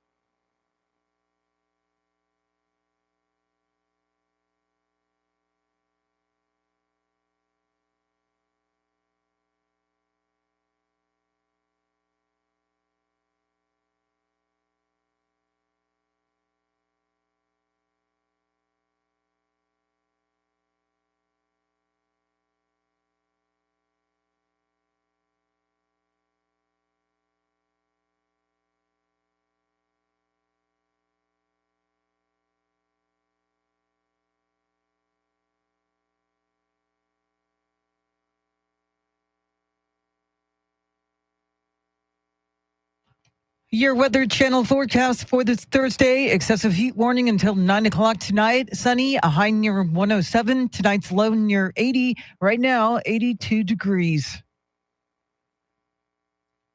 All night 3 of the Democratic National Convention wrapped up with Minnesota Governor Tim Walz delivering his keynote speech where he praised Vice President Kamala Harris and called on voters to go to the polls in November. Kamala Harris is tough. Kamala Harris is experienced, and Kamala Harris is ready. Our job for everyone watching is to get in the trenches and do the blocking and tackling. Former President Trump reacted to Walz's speech with Fox and Friends this morning.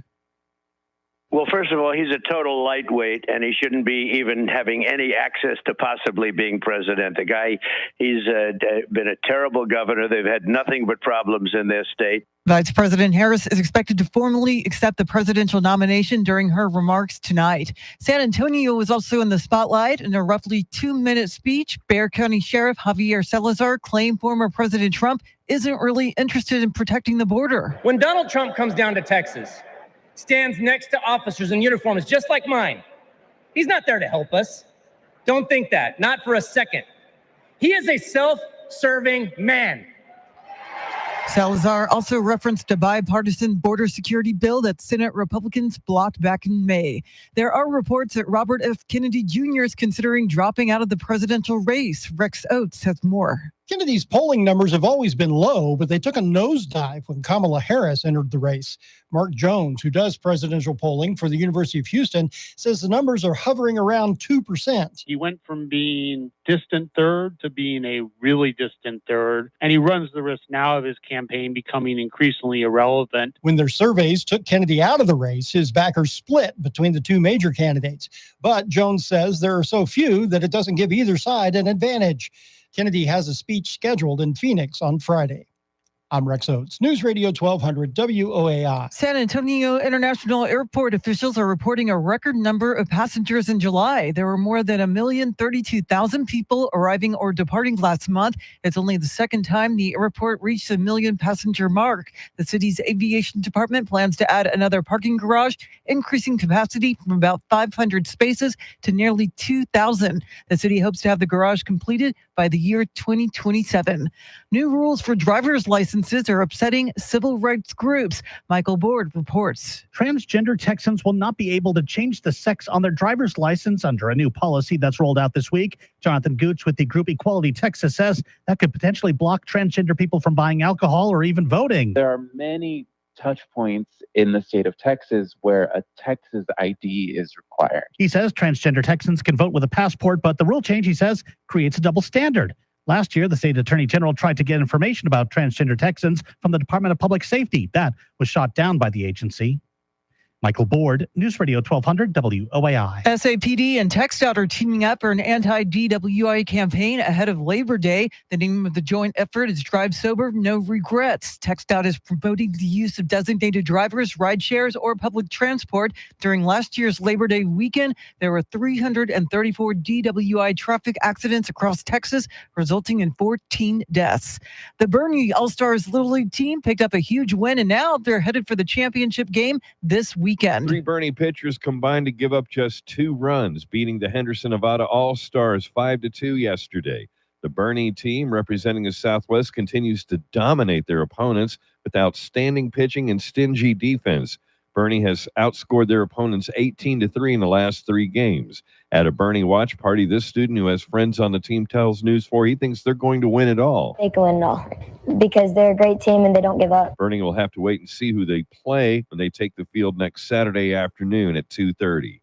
Eric Lycum, News Radio 1200 WOAI. Rotten Tomatoes is launching a new verified hot badge for fan favorite films, while the existing certified fresh tomato meter badge is given to films praised by critics. Verified hot will be given to movies with audience scores of 90% or higher. The website is celebrating the first films to receive the badge, including summer hits Deadpool and Wolverine, Twisters, and Bad Boys Ride or Die. Well, scientists have found human beings age faster at 2 points in their lives. A new study showed that humans have 2 faster bursts of aging at a molecular level at the ages of 44 and again at 60. Research showed that aging happens this way rather than in a consistent linear fashion. At those 2 ages, the ability to metabolize caffeine and alcohol notably decreases, and they see more muscle injuries and fat accumulation. It is 8:37. Traffic and weather together in a minute. But first, a check of your money and the world of business. Ed Corey is live at the Bloomberg News Desk.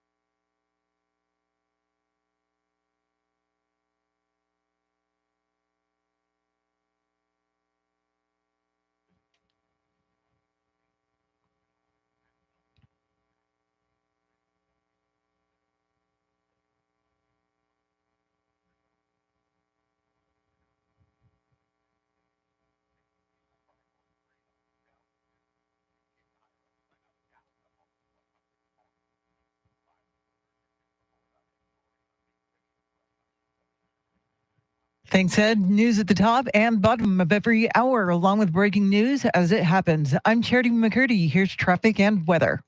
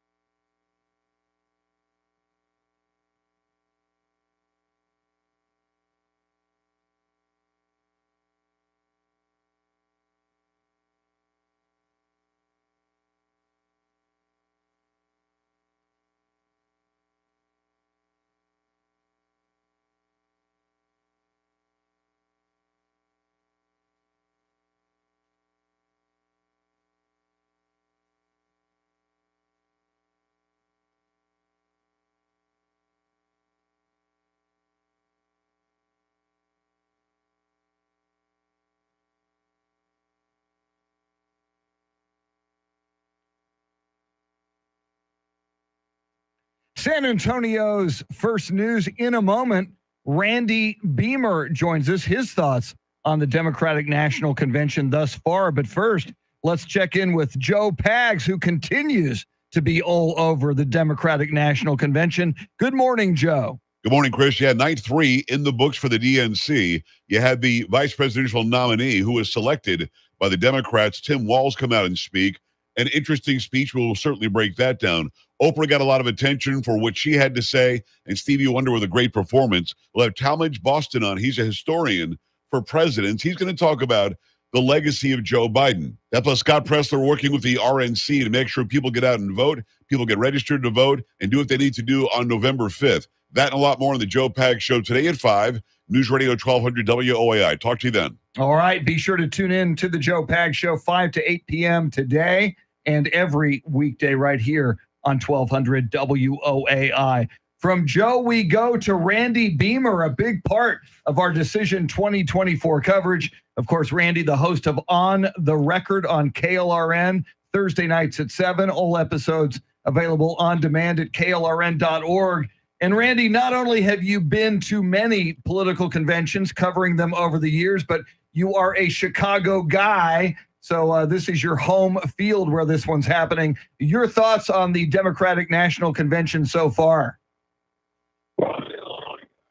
A Chicago guy because I'm from Normal, Illinois, which is very, very different than Chicago, small town. But I thought it took me back to 96 and the Democratic Convention in Chicago, which I went to when Bill Clinton was accepting the nomination because he spoke last night and he spoke and he spoke and he spoke in 96.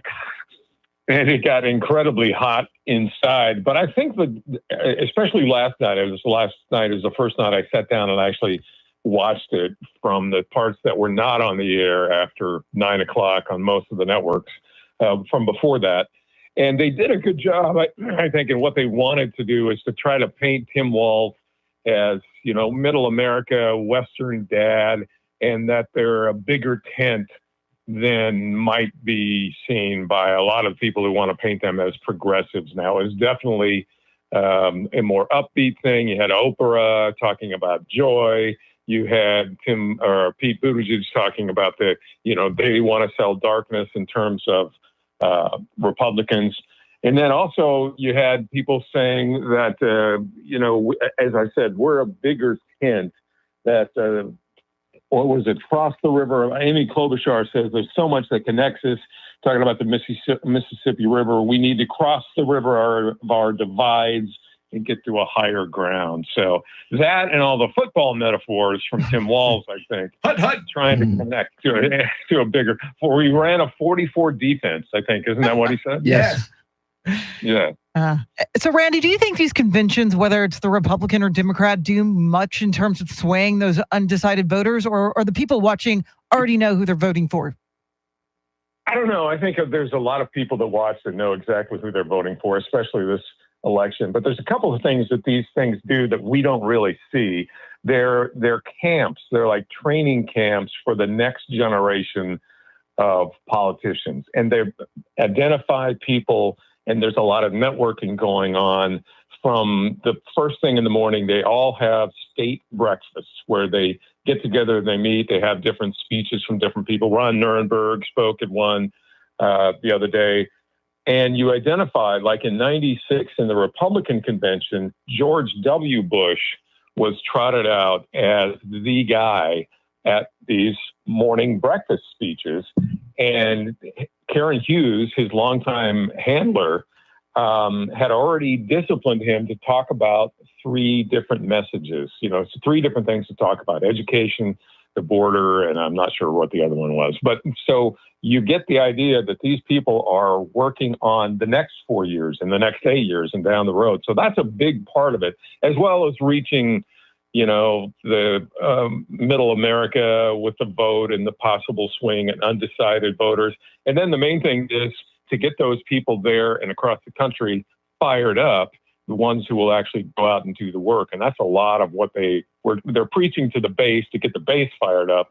And then if they can get those undecided, that's extra. Well, if they're going after middle America and those undecided people, why are they starting so late? The coverage, I mean. Well, that's the problem. Is it used to be, years and years ago, we could watch it in the afternoon and then the evening. And then for a while there, we were covering it from all of prime time, 7 o'clock on. And then the networks got tired of it. It was just a coronation and a dog and pony show that they were just showing. It was an ad for each of the parties. So they stopped and they just started airing it from 9 o'clock on. Well, the Democrats have always had a problem with running these things long. And so, especially last night, they were going to try to cut it down. And you could tell that they were speeding up the speeches to try to get in all that they wanted. Bill Clinton went long. His teleprompter stopped, which is not a shock, but he went on anyway. And then they were trying to you could tell that people were speaking quicker. And then Tim Walz' speech was incredibly short, I think, for a vice presidential candidate. So that's one of those problems that, especially the Democrats, they've always gone long. Republicans did some, but just the thing from the networks, and networks don't want to kill off their primetime shows because the ratings don't help them. It's reruns, Randy. Well, but it's still network money. And money trumps anything else, I think, in TV. It's what I've been told. More coming up with Randy Beamer. In fact, we'll preview tomorrow, Fridays with Beamer, a special extended in-studio session with Randy Beamer coming tomorrow. We'll talk about that coming up. Get you caught up on headlines, traffic, weather, and more. WOAI News Time, 846. Hey, Randy. Dude, I don't. Where are you at? Where are you at right now?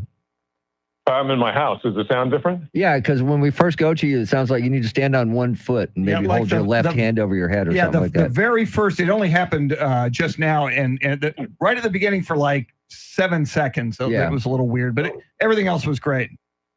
Sorry, I'll have, this section of the bunker here at the house. I'll have to. You would think that the Dominion would have better service, Randy. Exactly. Oh, yes. Stone Oak. I'm sure that you guys have much better than I do. You've been here. You know that's not true. Aren't you in Pop's old house, the one with the wine cellar in the Dominion? No, I'm in the wine cellar. Hey, there's nothing wrong with that, man. Nothing wrong with that. Kind of like Pop's basement. That's just where I live. Okay. What about you guys? What are you doing for the summer? Anything fun going on? No, it was 114 in Floresville yesterday, so not a lot happened at my house. Oh, God. Have you been watching the convention? No, it's at 9 o'clock at night, man. I'm in bed by then. I watch it when I get here. Yeah, with our crazy schedule, we have to watch highlights. And if there's an extended speech you want to watch, we watch it, first thing in the morning before the show.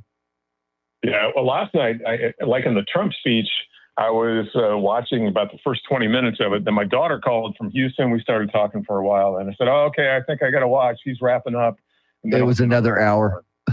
Last night, I'm watching with my son, and I'm watching, and then my son comes in, and we start talking, and then figure it's the same thing, so we got time to talk, and then, okay, well, I better watch this, and it's over. Yeah. So was it enough for you? I'm sure it didn't. I don't know. I think it did what he needed to do. Trump went too long. Yeah, Barack Obama did a great job. I mean, he always gave great speech, though. Yeah, and Clinton was okay. He was good. He was good, but you could tell when he went off prompter, and he looked a little pissed, and he had to look down. And then later on, Kelly O'Donnell, who was from NBC, standing behind the stage, basically, could see it and pointed out how the prompter stopped, and how then backstage, she could see backstage, and that Josh Shapiro and somebody else, they were kind of, some of the handlers, they were trying to figure out what to do next. And they were talking about how long they had gone on, and were figuring out, maybe they need to get a band so they can start playing them off like they do in the Oscars. Yes. You're going too long. You hear the music, get off. That's a great idea. I could see that. It worked. I don't know. Did you watch any of it? You probably didn't. But if you see any of it from last night, they were speaking much faster than they usually do. Yeah. All of them. And they didn't like stop for applause lines and things like that. It's just bad planning, but that's what they've always done. They try to get in too much. And Oprah was supposedly kind of a surprise. See, she should have come out and said, you get a vote. You get a vote. Everybody gets a vote. Yeah. Well, did you see the when she said, and it's for joy? She did a couple of Oprah lines like that. Or Tim and whatever. Right at the end of her speech, she did that kind of. Yeah, no, I missed it. I'm sorry, man. Look for weird Oprah clips. Yes. Oh, I'll find them. Trust me. I'm still trying to finish off the Republican National Convention. I have that on, recorded on my DVR. I'm still trying to finish that off. Good luck with any of them. I don't know if I could. I watched that one or listened to that one and watched a lot more of it than this week. But it was more, sweetness and light all Yeah. that kind of stuff that you get. You got 40 seconds. Yeah, Chris. Randy, this final segment in a minute, it's going to be insanely short. I'm just going to mention to you. preview that what you're we're going to be do with tomorrow. us Yes. 7 to 9 tomorrow. We'll just get a thought from you about what to expect maybe with Kamala tonight. Sure. Okay, hang on, brother. Okay.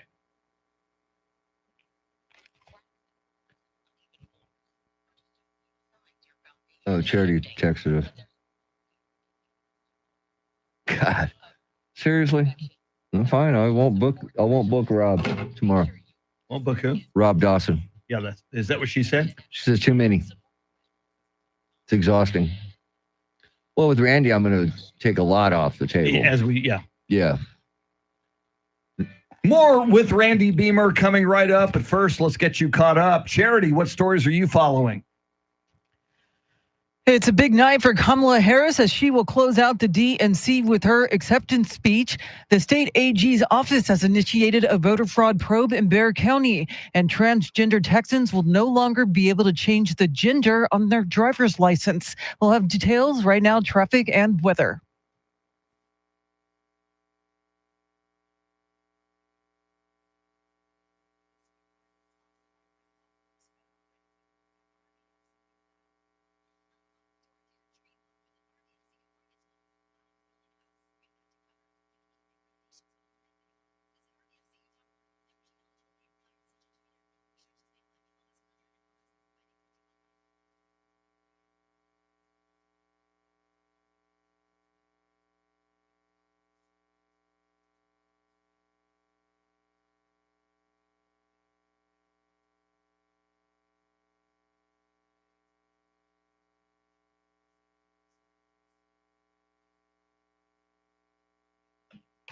Excessive heat warning till 9 o'clock. Hot today, 105. Tomorrow, 101. Saturday, a little reprieve, 99 for a high.